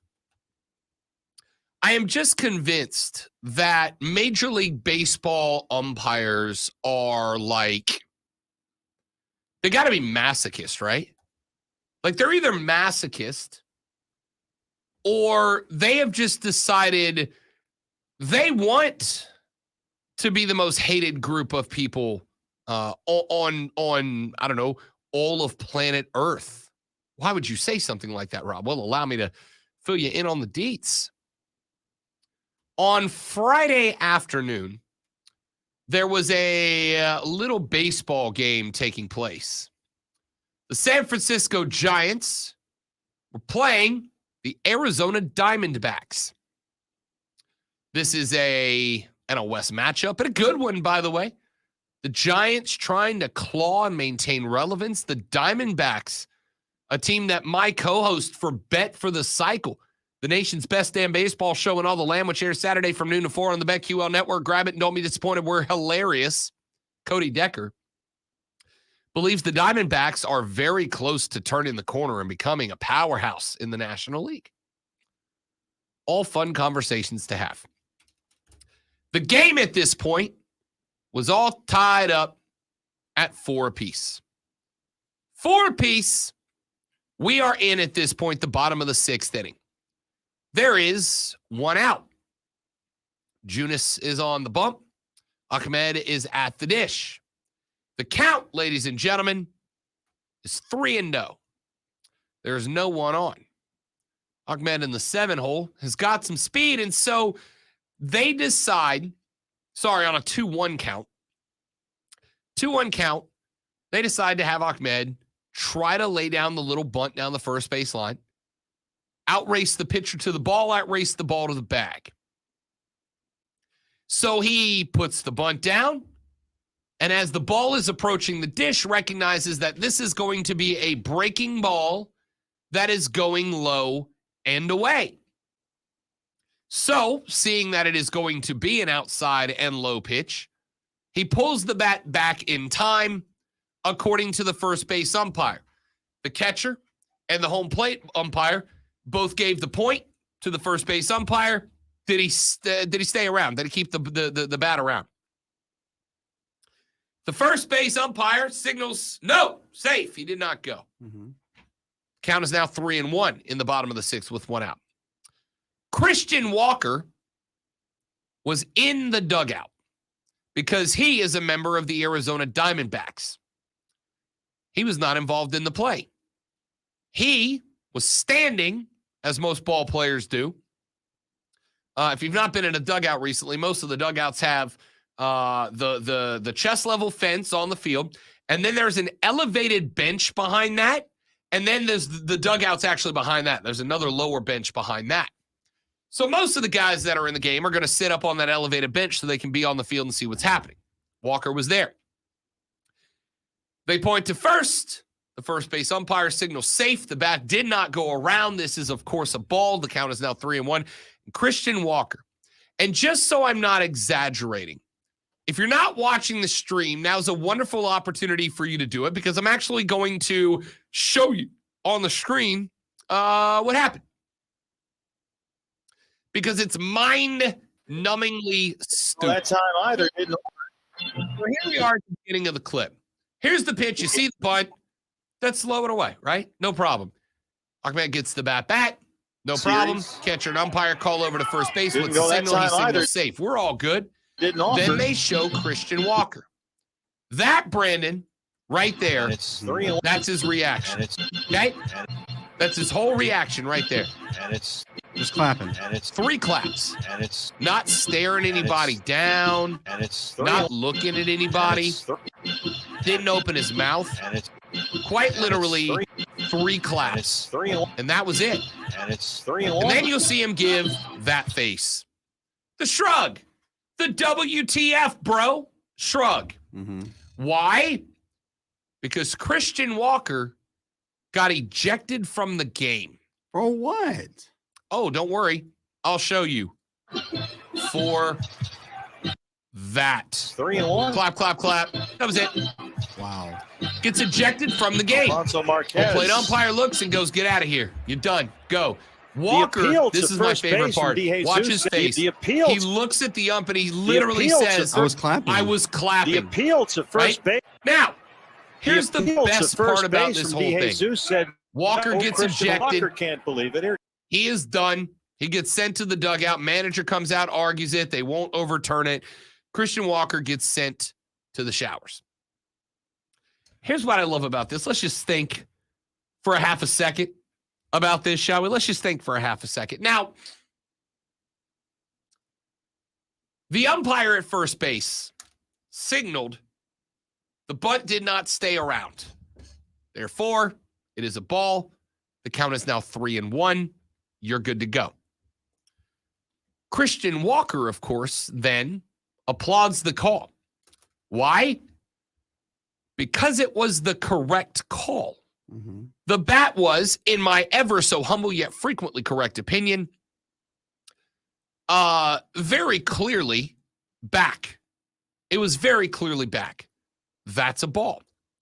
Walker says, that's a wonderful, it's an excellent call. Mm-hmm. It's a correct call. So they're trying to see it as being sarcastic. Thank you. Here's the thing. Why would it be sarcastic? Yeah. His player, the batter, was just correctly called not offering the bat. Therefore, it is a ball. Therefore, the count stays at 3-1. Therefore, he gets an extra at-bat or an extra swing in the at-bat to try to get on base and create a run for the Arizona Diamondbacks. So, in what world does it make sense that Christian Walker would have something bad to say about an umpire? Now, I would like to go out and say, I would very, very much like to say some bad things about these umpires now. Because this That was terrible. was embarrassing. Yes. It's embarrassing. Cody and I were talking about it on the show Saturday. And we both hit the spot where, like, are they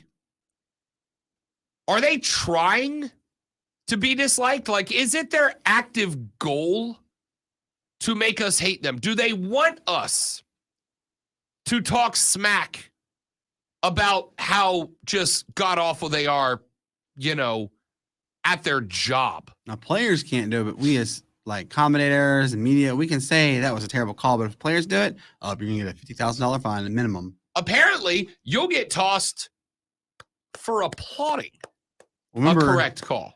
I don't know if you saw the spring game where the catcher reached, I think it was Realmuto, stuck his hand behind to catch the ball that the ump was supposed to give it to him. Yep. He didn't give it to him, so he pulled his glove down and the umpire threw him out. Phillies game. Yeah. Sure did. We talked about it at length. I don't know that I need a more persuasive argument to get rid of umpires and switch to a fully automated system, right?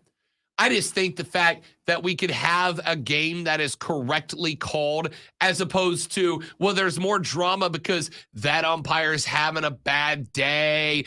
That umpire got a speeding ticket on the way to the stadium. That umpire had to put his dog down. That umpire's not getting any sweet, sweet loving from his wife, whatever. These umpires can be in a bad mood for any reason and decide, screw that guy. The strike zone is 6 inches narrower or 5 inches taller or whatever. Mm-hmm. I don't want that. I want the game called correctly. And what I don't want is in a spot where we have got a 4-4 ball game deep into the game. This decides the play, basically. In a game that very much could have an impact on this division. The Diamondbacks, by the way, are 23-18. The Giants are 17-23. There's 5.5 games of difference, and it is May 15th. Well, this happened on the 12th. Mm-hmm. I don't need a division race to come down to Christian Walker getting tossed in a middle May game For clapping. because an umpire was having a bad day. I know, look at me funny, jackass. Do you remember? I know this is not baseball, it's basketball. When Tim Duncan was laughing on the sidelines, and he got a double technical in front of the game because he was laughing. Yep. Listen, I got no problem with officials being tasked with maintaining, shall we say, decorum in the game. Mm-hmm. If a guy gets up in another dude's grill and starts jawing, starts running smack at him, tell him about how fat his mama is and all that, and you want to break that up, break that up. If it happens again and you tell them don't let it happen again, it's a T, and it happens again and you tee them up, great, that's fine. There will always be some level of room for human beings on the field, right? If nothing else, to stop anything from getting out of hand. But what was getting in hand with Christian Walker? Nothing. Clapping? He clapped. Yeah. It's stupid. What are we right? at the opera? It's just stupid. It really is. Yes. It's stupid. MLB umpires continue to try to make me actively dislike them. All right, let me get a couple more stories in here. The Jacksonville Jaguars play their games at TIAA Bank Field in Jacksonville, Florida, the butthole of America, America's worst city. The Jaguars are looking into the possibility of renovating their stadium. Now, this is very interesting. It is interesting because the Jacksonville Jaguars are also the team that is believed by many experts, yours truly included, to be the first team that will leave the United States and play their home games in another country, probably London, England. where Shad Khan already owns a professional football club, soccer club. Sorry. Anyway, they have asked the city of Jacksonville, Florida, to renovate TIAA Bank Field. Now, we don't have all of the details quite yet, but I will be willing to bet you $1 to a donut right this very second that when those details come out, the details are going to say, Shad Khan wants the city of Jacksonville to fund the entire renovation. Yep, because he didn't want to spend any of his money. We want you to fix this whole bad boy up. And if you don't, we'll leave. Going to London. Now, another city may have just accelerated this process. Why? According to the Orlando Sentinel, Orlando getting a lot of news lately. Yep. Via the Orlando Sentinel, the CEO of Florida Citrus Sports wants Orlando to host the Jaguars while their stadium is being renovated. Steve Hogan said, quote, "We'd love to have the Jags come down here and play. If they call, we're going to be all over it. NFL regular season football needs to be in Orlando. If we can't have our own team, then I think Orlando is the perfect market to help build your brand in." End quote. Here's why this matters. This matters because now Shad Khan can get on the phone with Jacksonville and go, "Hey, what's up, City Council of the worst city in America? It's Shad Khan, the multi-billionaire who owns the NFL team that plays in your city." Now, here's the deal. TIAA Bank Field is not a bad stadium. It's not great. It's not up there with the Mercedes Stadium in Atlanta. It's not up there with Jerry World. It's not one of the nicest, but it's far from one of the worst. It's a nice stadium. I don't want a nice stadium. I want the best, an elite stadium. I want a stadium that is going to allow us to contend with other stadiums for the best fan experience in the National Football League. And what's more, I would like you to pay for it. You know what they want is that Super Bowl will be hosted. I would like you all to pay for it.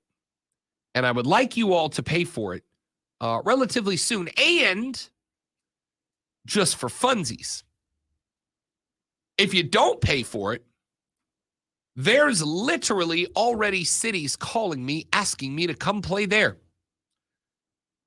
Orlando, I can tell you guys, is making a mistake. Orlando thinks they're Vegas, right? They're watching all these teams move to Vegas, and Orlando's going, "Hey, wait a minute, we're a major tourist destination. We should get some pro teams too." You're not Vegas, dude. You're not Vegas. Because here's the deal. If Rob Brown schedules a little visit down to Orlando, Florida, he's going to call the little brother and be like, "Yo, bring my nephew down. I'm about to take him to meet Mickey. I'm about to take him to meet Doc Brown. Like, we're going to have a great time." If Rob Brown goes to Vegas, I don't want you to bring your kids. I don't want people to have kids around me in Vegas because I'm there to drink and gamble and get loud and have a good time. If I go to Orlando, with the exception of Disney grown-ups, and we'll have a conversation with you later, Disney adults. But with the exception of Disney adults, the overwhelming majority of people who travel to Orlando, Florida, take their kids, right? Now, I'm guilty of going to Orlando kidless. Why? Because I go to Epcot and I drink around the world. One drink from all, 27 countries around Epcot, and it's a ball. And it's also very late at night when I'm completing my task. But I'm in the minority there. The majority of people that go to Orlando bring their kids. So it's not exactly like it's a great opportunity for me to go catch a ball game while I'm down there. Vegas, on the other hand, if I'm in Vegas, I'm looking for stuff to drink and have a good time. And what's better than a live professional sporting event? Not much. But they want to try. I get it. Jacksonville is getting the bluff called by Orlando now. Hey, if y'all don't want them, if y'all ain't willing to make that push, we will. We will.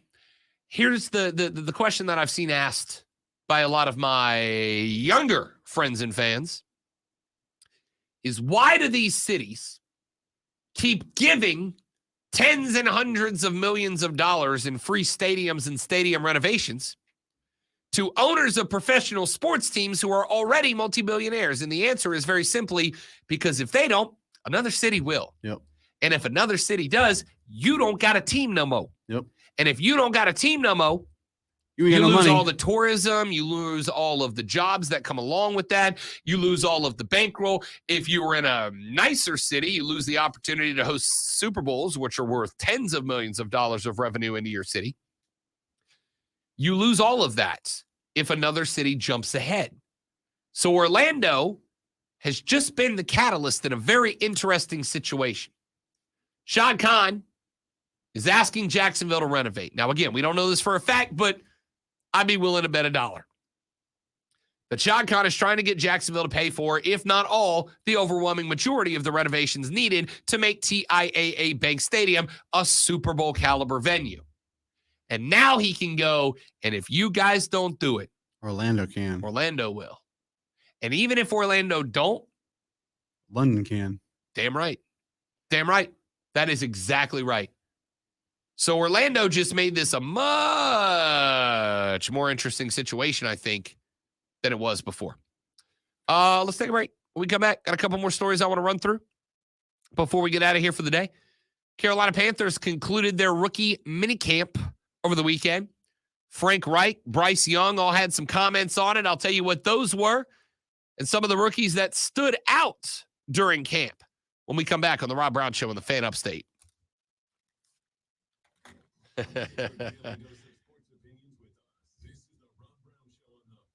All right, guys, I'll be back in 2 minutes. I got to go blow my nose because I'm old.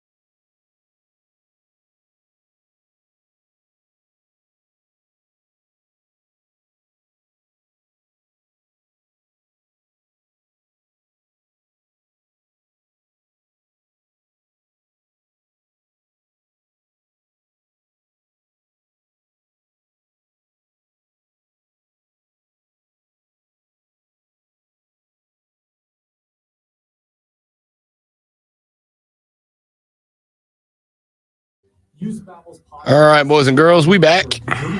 You can even join live classes with a language teacher. If you want to learn a language, there's no faster, easier, better way than Babbel. Babbel. Babbel. Babbel. Évidemment.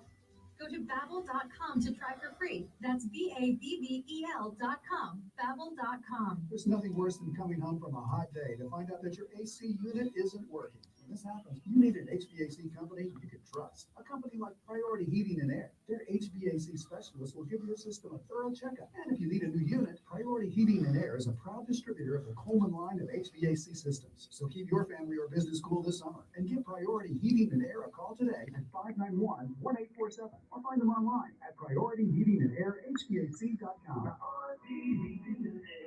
In my day, and I pushed through pain. Now, Football legend Emmitt Smith had a reputation for finding injuries and pain over and over. That may be you. And QC Kinetics sees patients every day who are exhausted from dealing with the persistent pain. a lot of you work physically demanding jobs. You stand, you climb, you bend down, you reach up, and if you have joint pain, it takes all you got to earn a living.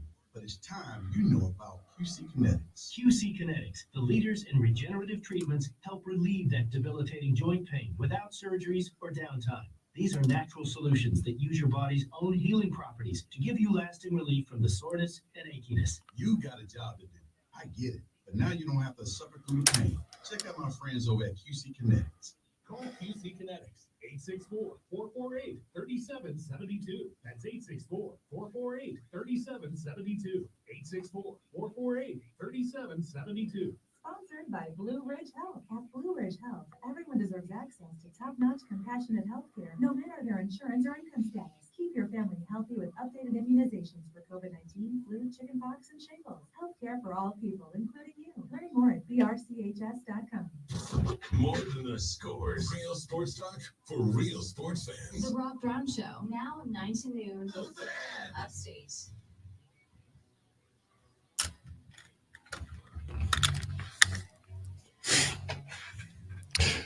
Screaming towards the end of the radio broadcast, ladies and gentlemen. It is the Rob Brown Show right here on the Fan Upstate. Rob, Brandon, and you. The Gilstrap Family Dealerships.com phone lines are open at 844-326-3663. You can text us 71307, 71307. Start your text with FAN, F-A-N, FAN, F-A-N, and we will read them on the air.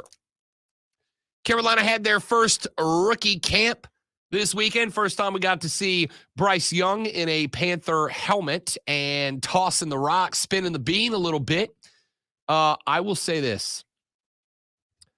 I am not overwhelmingly concerned about Bryce Young's stature. Okay? I'm not. I think that you can get around being a short quarterback in the league if you see and think the game exceptionally well. And I think BY during his time at Alabama showed that that's him. He understands the game, he sees the game, and he's got the skills to execute the game really well. That being said, my dude is small. Mm-hmm. First pass at camp was floating around the social media for a hot minute there. Bryce Young took a snap. It was a walkthrough, not even full speed, not even half speed.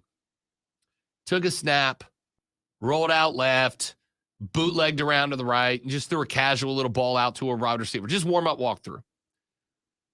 But when he took the snap and the offensive line stood up, and then when he rolled out, and he rolled out in front of the offense. Listen, there's a thing in photography called forced perspective.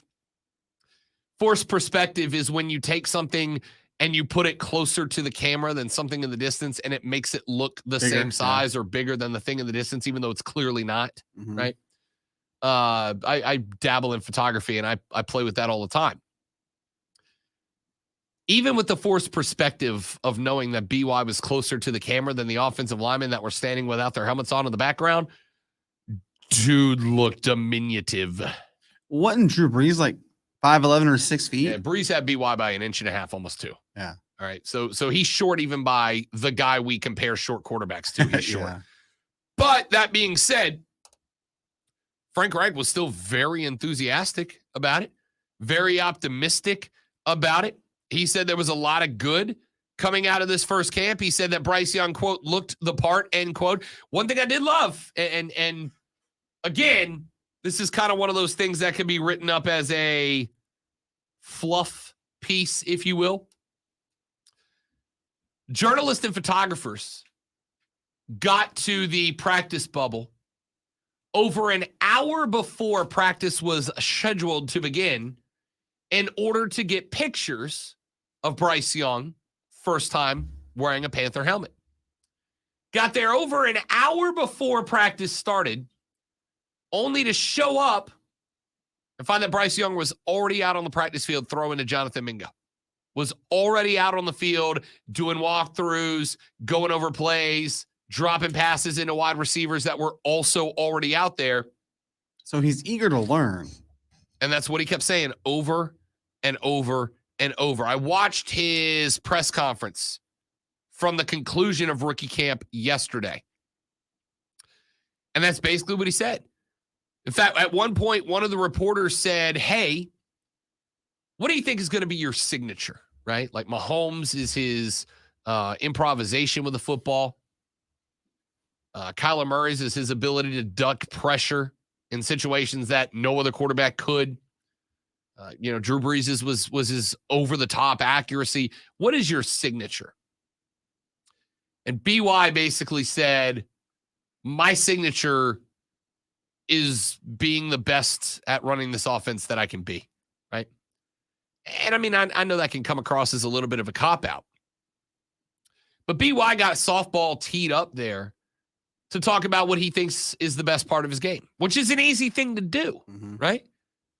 If somebody says to me, Rob Brown, what do you think is the best part of your show? I can give you the 3 or 4 things, and I'm like, this is what I do. These are my strengths. Now, you'd like the guy to be able to acknowledge his weaknesses as well, but you teed him up to talk about what he thinks the strengths of his game are. And instead, he specifically said, I just want to be the best I can within this offense. Jonathan Mingo, Panthers' second-round pick, looked good as well, but he talked about BY. He said he's just very poised, relaxed, and smooth. He doesn't think too much. He just goes out there and has fun. He's got touch to his ball. He's relaxed, nice spin. It's just fun playing with Bryce, end quote. Frank Reich said, quote, I thought Bryce did not only a good job with himself, but really just commanding the huddle, keeping everybody loose, keeping everybody dialed in to what we were doing. BY said, quote, there's obviously a lot more about the playbook I want to learn. I want to get to the point where I have it mastered. I'm going to stay in my playbook and keep trying to get better day in and day out. But I also understand it's day one of rookie minicamp. It's a day-by-day process. We talk about it a lot as a team, but today was a good day. I have watched the limited amount of tape that was available out of rookie camp. And I can tell you, I was impressed. I was impressed with BY. There's a lot of times you wonder, and again, it's rookie camp. Everybody that was out there dressed out was a rookie, right? Everybody out there is a rookie. It's going to be easier as the number 1 overall draft pick to lead rookies than it is to lead a football team. But it appeared that they gravitated to him.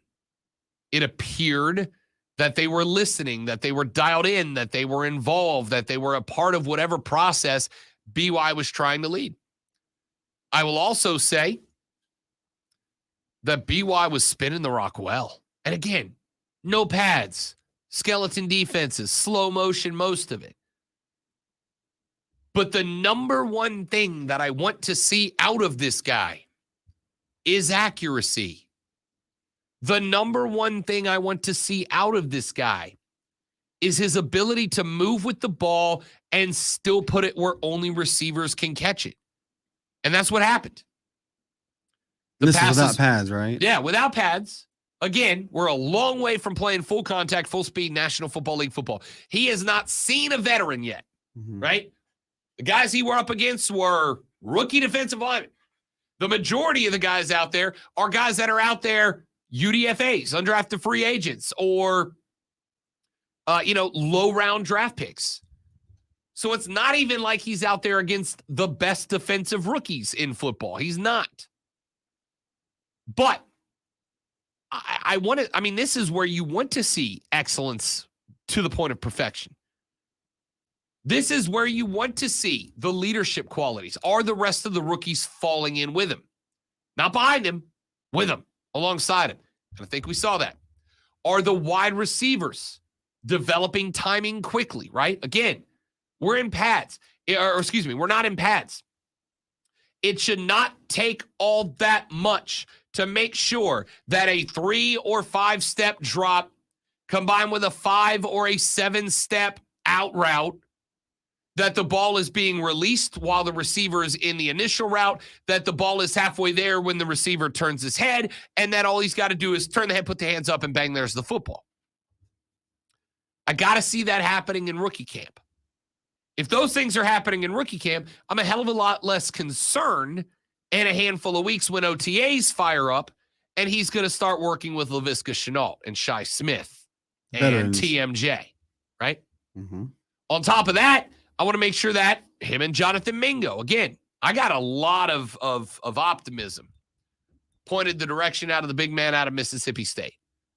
I want to make sure that that those two guys, when they get to camp, and BY's got to start spreading the ball around with veterans, and Mingo's got to start catching the ball from Andy Dalton, not just Bryce Young, that those two guys are clicking. They understand the offense. They understand routes. They understand timing. They've got that chemistry down. And again, couple of days of practice against other rookies without pads on, they showed me that, right? This is not Rob Brown going, bango, nailed it, right? Mhm. All pro first year. This is not me saying that. What this is me saying is there were 0 problems with the warm-up phase of his career. There were 0 problems with the early portion of what an offseason looks like. And if he can get all this perfect, a little more confidence that he'll be a lot more ready when OTAs roll around. I liked what I saw. Again, limited film, limited tape. The majority of it was only stuff that was going to be approved by the team to be seen in public. But from what I saw, I'm pretty happy with it overall. Real quick, I had this story last week, and I did not get a chance to get to it. But I saw this story from Pro Football Talk. Adam Thielen is the new wide receiver, probably the number 1 for Carolina, at least for the first few weeks. I got a sneaky suspicion he might not be number 1 for long. He might be a slot receiver, but he'll likely open at number 1. But Adam Thielen told a story that happened back in February. As a matter of fact, during Super Bowl week. Now, during Super Bowl week, obviously, the college football season had come to its conclusion. And if you're a potential first overall draft pick in the NFL draft, obtaining an invitation to the Super Bowl is not that difficult. So BY happened to be there.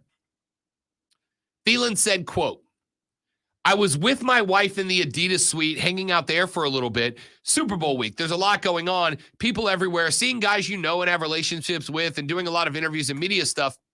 Bryce just came up to me and said how much respect he had and he loves my game and things like that. It just kind of shocked me. He didn't have to do that. For him to go out of his way to say those things just show me how mature and respectful he is as a person, which is really cool.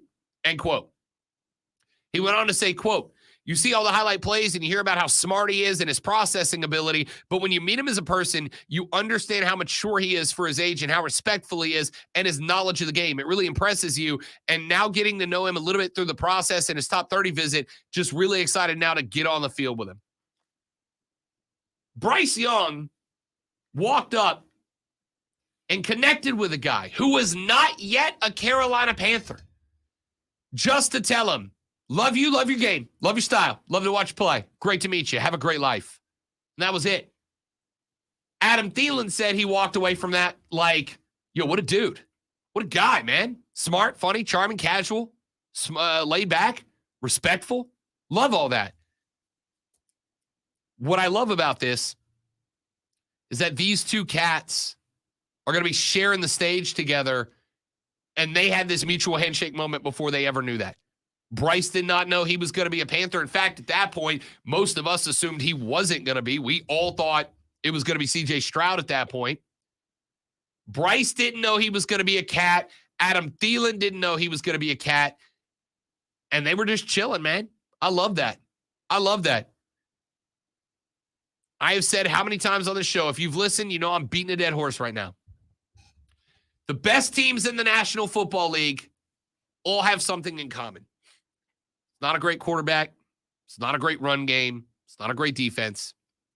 The best teams in the NFL all have a great, unique, identifiable culture that surrounds them. Andy Reid has built a certain culture into Kansas City. Tyreek Hill didn't fit that anymore. That's why he's in Miami. Mike McDaniels at Miami is building a specific culture down there. Guys are buying in. Miami's getting better. Bill Belichick. All the cultures are different, but they're all a culture. Bill Belichick at New England built a very specific type of blue-collar culture around the Patriots. They, if you didn't hear, were pretty good for a while there. Granted, they had a cheat code named Tom Brady, but it worked. They built that culture around that, and it worked. New Orleans during the Super Bowl run, even afterwards. New Orleans was in the playoffs every year for a while with a couple of exceptions. Part of that was the culture Sean Payton built around that team. That's why I'm very concerned about Dennis Allen taking over as the head coach long-term because, honestly, the culture that was there under Sean Payton is gone. Isn't Dennis Allen a defensive-minded coach too? Listen, you can win with a defensive-minded coach if the team buys in. Mm-hmm. I don't think they have. No. Right? I don't think they have. That's why the Saints aren't good now. So culture means everything. Frank Reich has been hammering culture since he got the job. Bryce Young has hammered culture since he got the job. And now you got Adam Thielen going, yo, freaking love this dude. Yeah. Freaking love this dude. Dude came up to me to tell me how much he loved to watch my game. He knew my game. He knew the routes I run. He knew how I play. And now they're playing together? Hell yeah. I love that. I absolutely love that. All right, take our final break of the day. When we come back, got a couple more stories we're going to burn through real quick and when we do, we'll call it a day. I'm Rob Brown, Brandon in for the great one today. We're back after this on the Rob Brown Show on the Fan Upstate.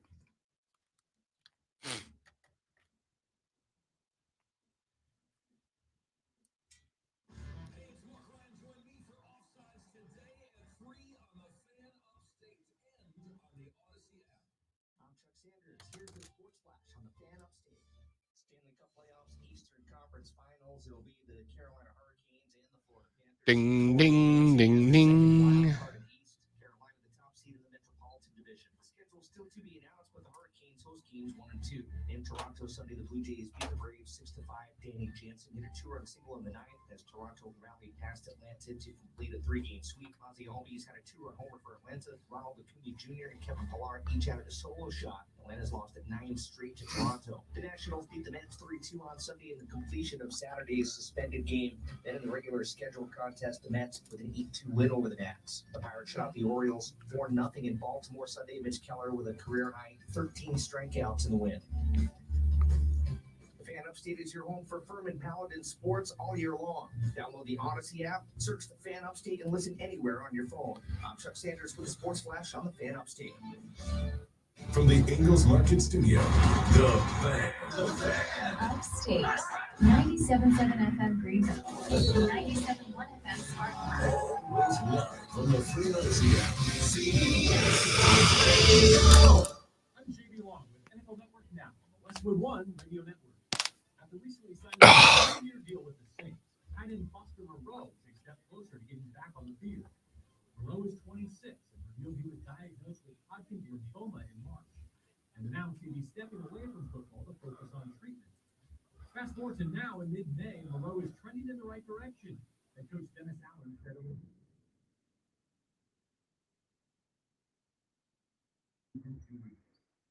where after being selected 3rd overall in the 2020 Texans draft, Will Anderson Jr. ready for a position change. Defensive end. Yeah, being in Alabama, they kind of prepared us for a little bit of everything. So I'm super excited. And the Dolphins are signing offensive tackle Isaiah Wynn for a 1-year deal, according to NFL Network insider Ian Rapoport. This has been NFL Network Now on the Westwood One Radio Network. Wow, Total Wine really does have everything. I found a great Prosecco for under $8, your favorite Cabernet, and Ruthie. Ruthie? Hi, that's me. What can I help with? Oh, thanks for recommending that amazing French rosé. I can't believe it was under $7. I know, right? You can't beat that price. Oh, wow. That's amazing. Let's grab some more. So glad we found Ruthie. With the lowest prices for over 30 years, you'll always find what you love and love what you find. Only at Total Wine and More. Drink responsibly, be 21. All new spring deals are here at Lowe's. Get top deals on everything you need to freshen up your yard, like the Cobalt 24-volt string trimmer and leaf blower combo kit, only at Lowe's. Was $199, now just $149. Plus, get your lawn in shape with up to $15 off select Scott's Easy Seed Lawn Repair Mixes. Lowe's knows spring. Lowe's knows home improvement. Offers valid through 5/17. Selection varies by location. While supplies last. Scott's offer excludes Alaska and Hawaii. Hello, I'm Greg Figueroa. And I'm David Figueroa. Over 30 years ago, my brother Greg and I set out on a mission to offer the world a better hot dog. Not really. I stole the story, Trey, where Will Levis told Mike Vrabel, his new head coach, that when he was a child, Mike Vrabel signed a football for him at a Patriots minicamp, and you could almost see the frustration on Vrabel's face, recognizing how old that makes him. It's pretty spectacular.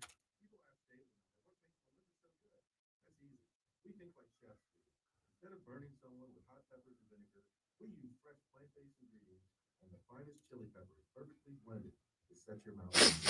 Go to Melinda's.com to find our line of craft condiments at Walmart and other fine retailers. And right now, get a 10-pack of our best-selling sauces with free shipping at Melinda's.com. That's M-E-L.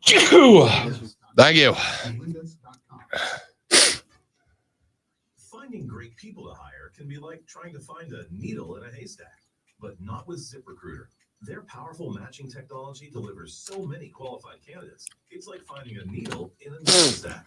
In fact, 4 out of 5 employers who post on ZipRecruiter get a quality candidate within the first day. For less hay and more needles, head to ZipRecruiter. And right now, you can try ZipRecruiter for free. That's right, free. At ZipRecruiter.com/free. That's ZipRecruiter.com/free.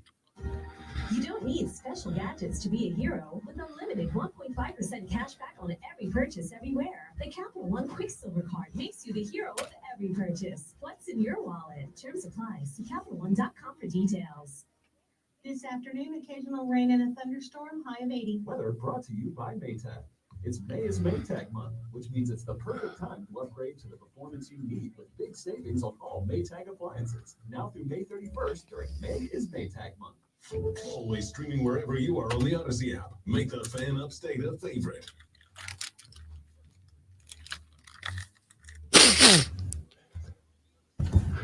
While we're talking national, I can't do it. Can't do it.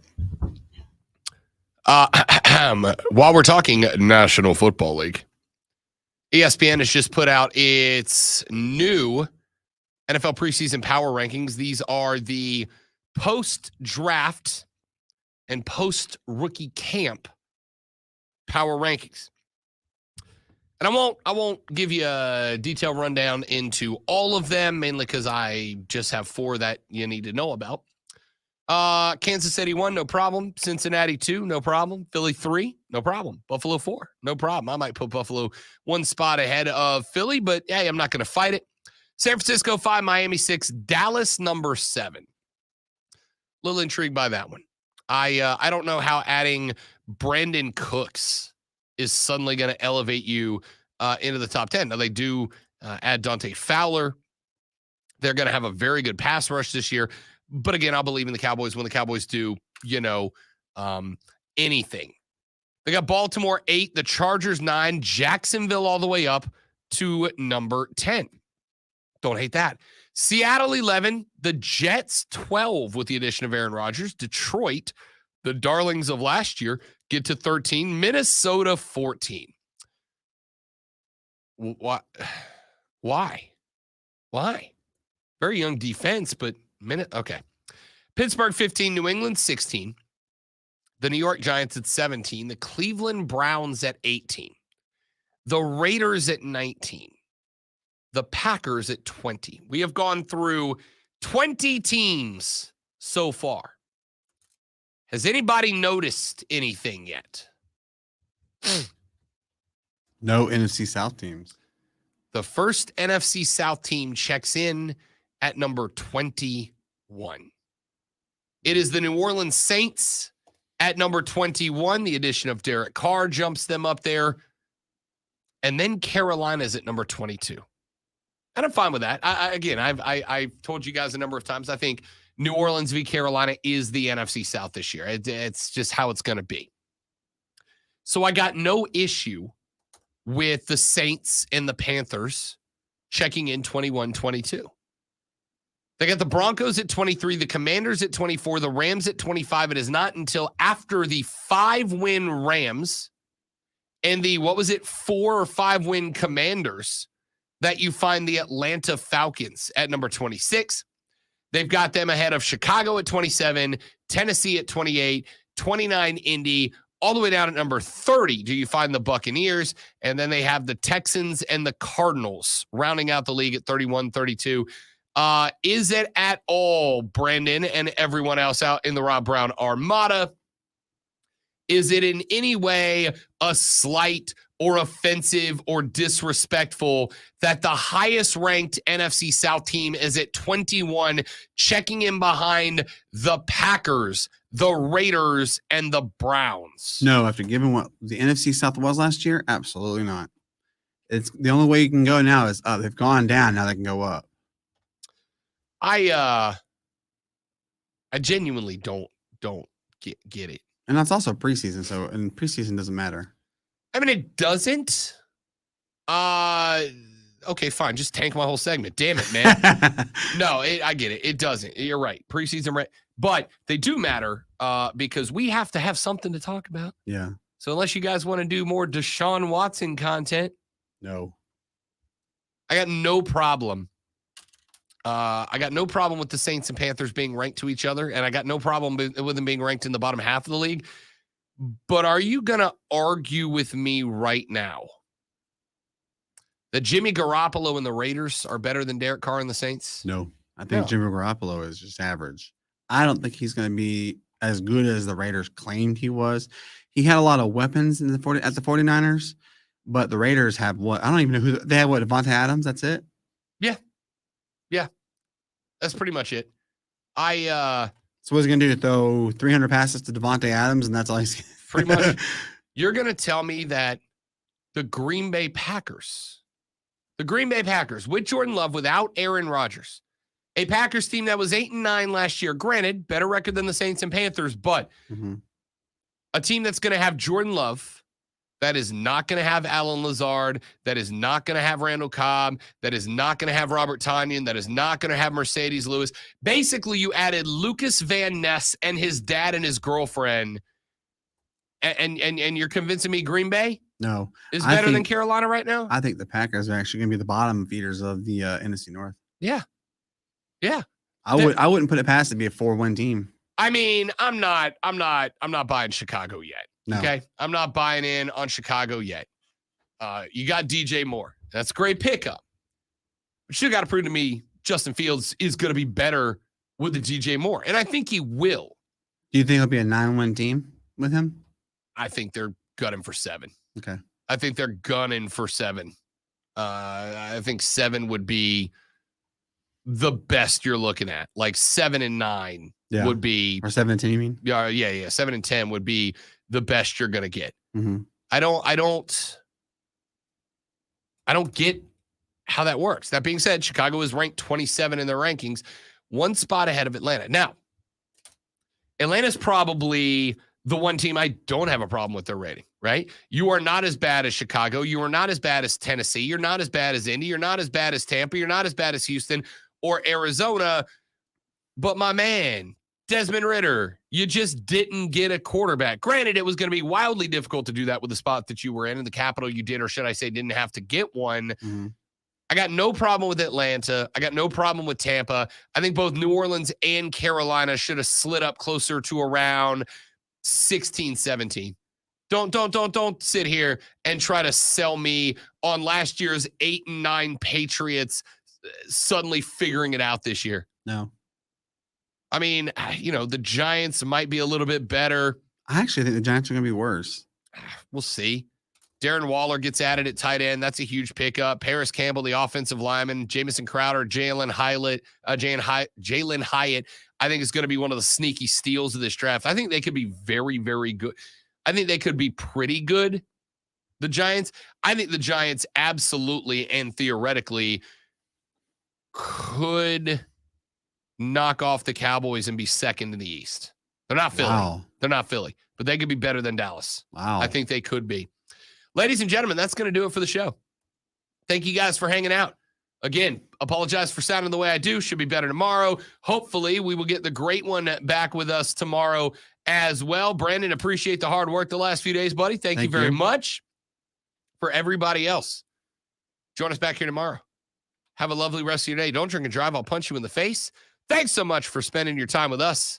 My name is Rob Brown. You've been listening to The Rob Brown Show on the Fan Upstate. Later.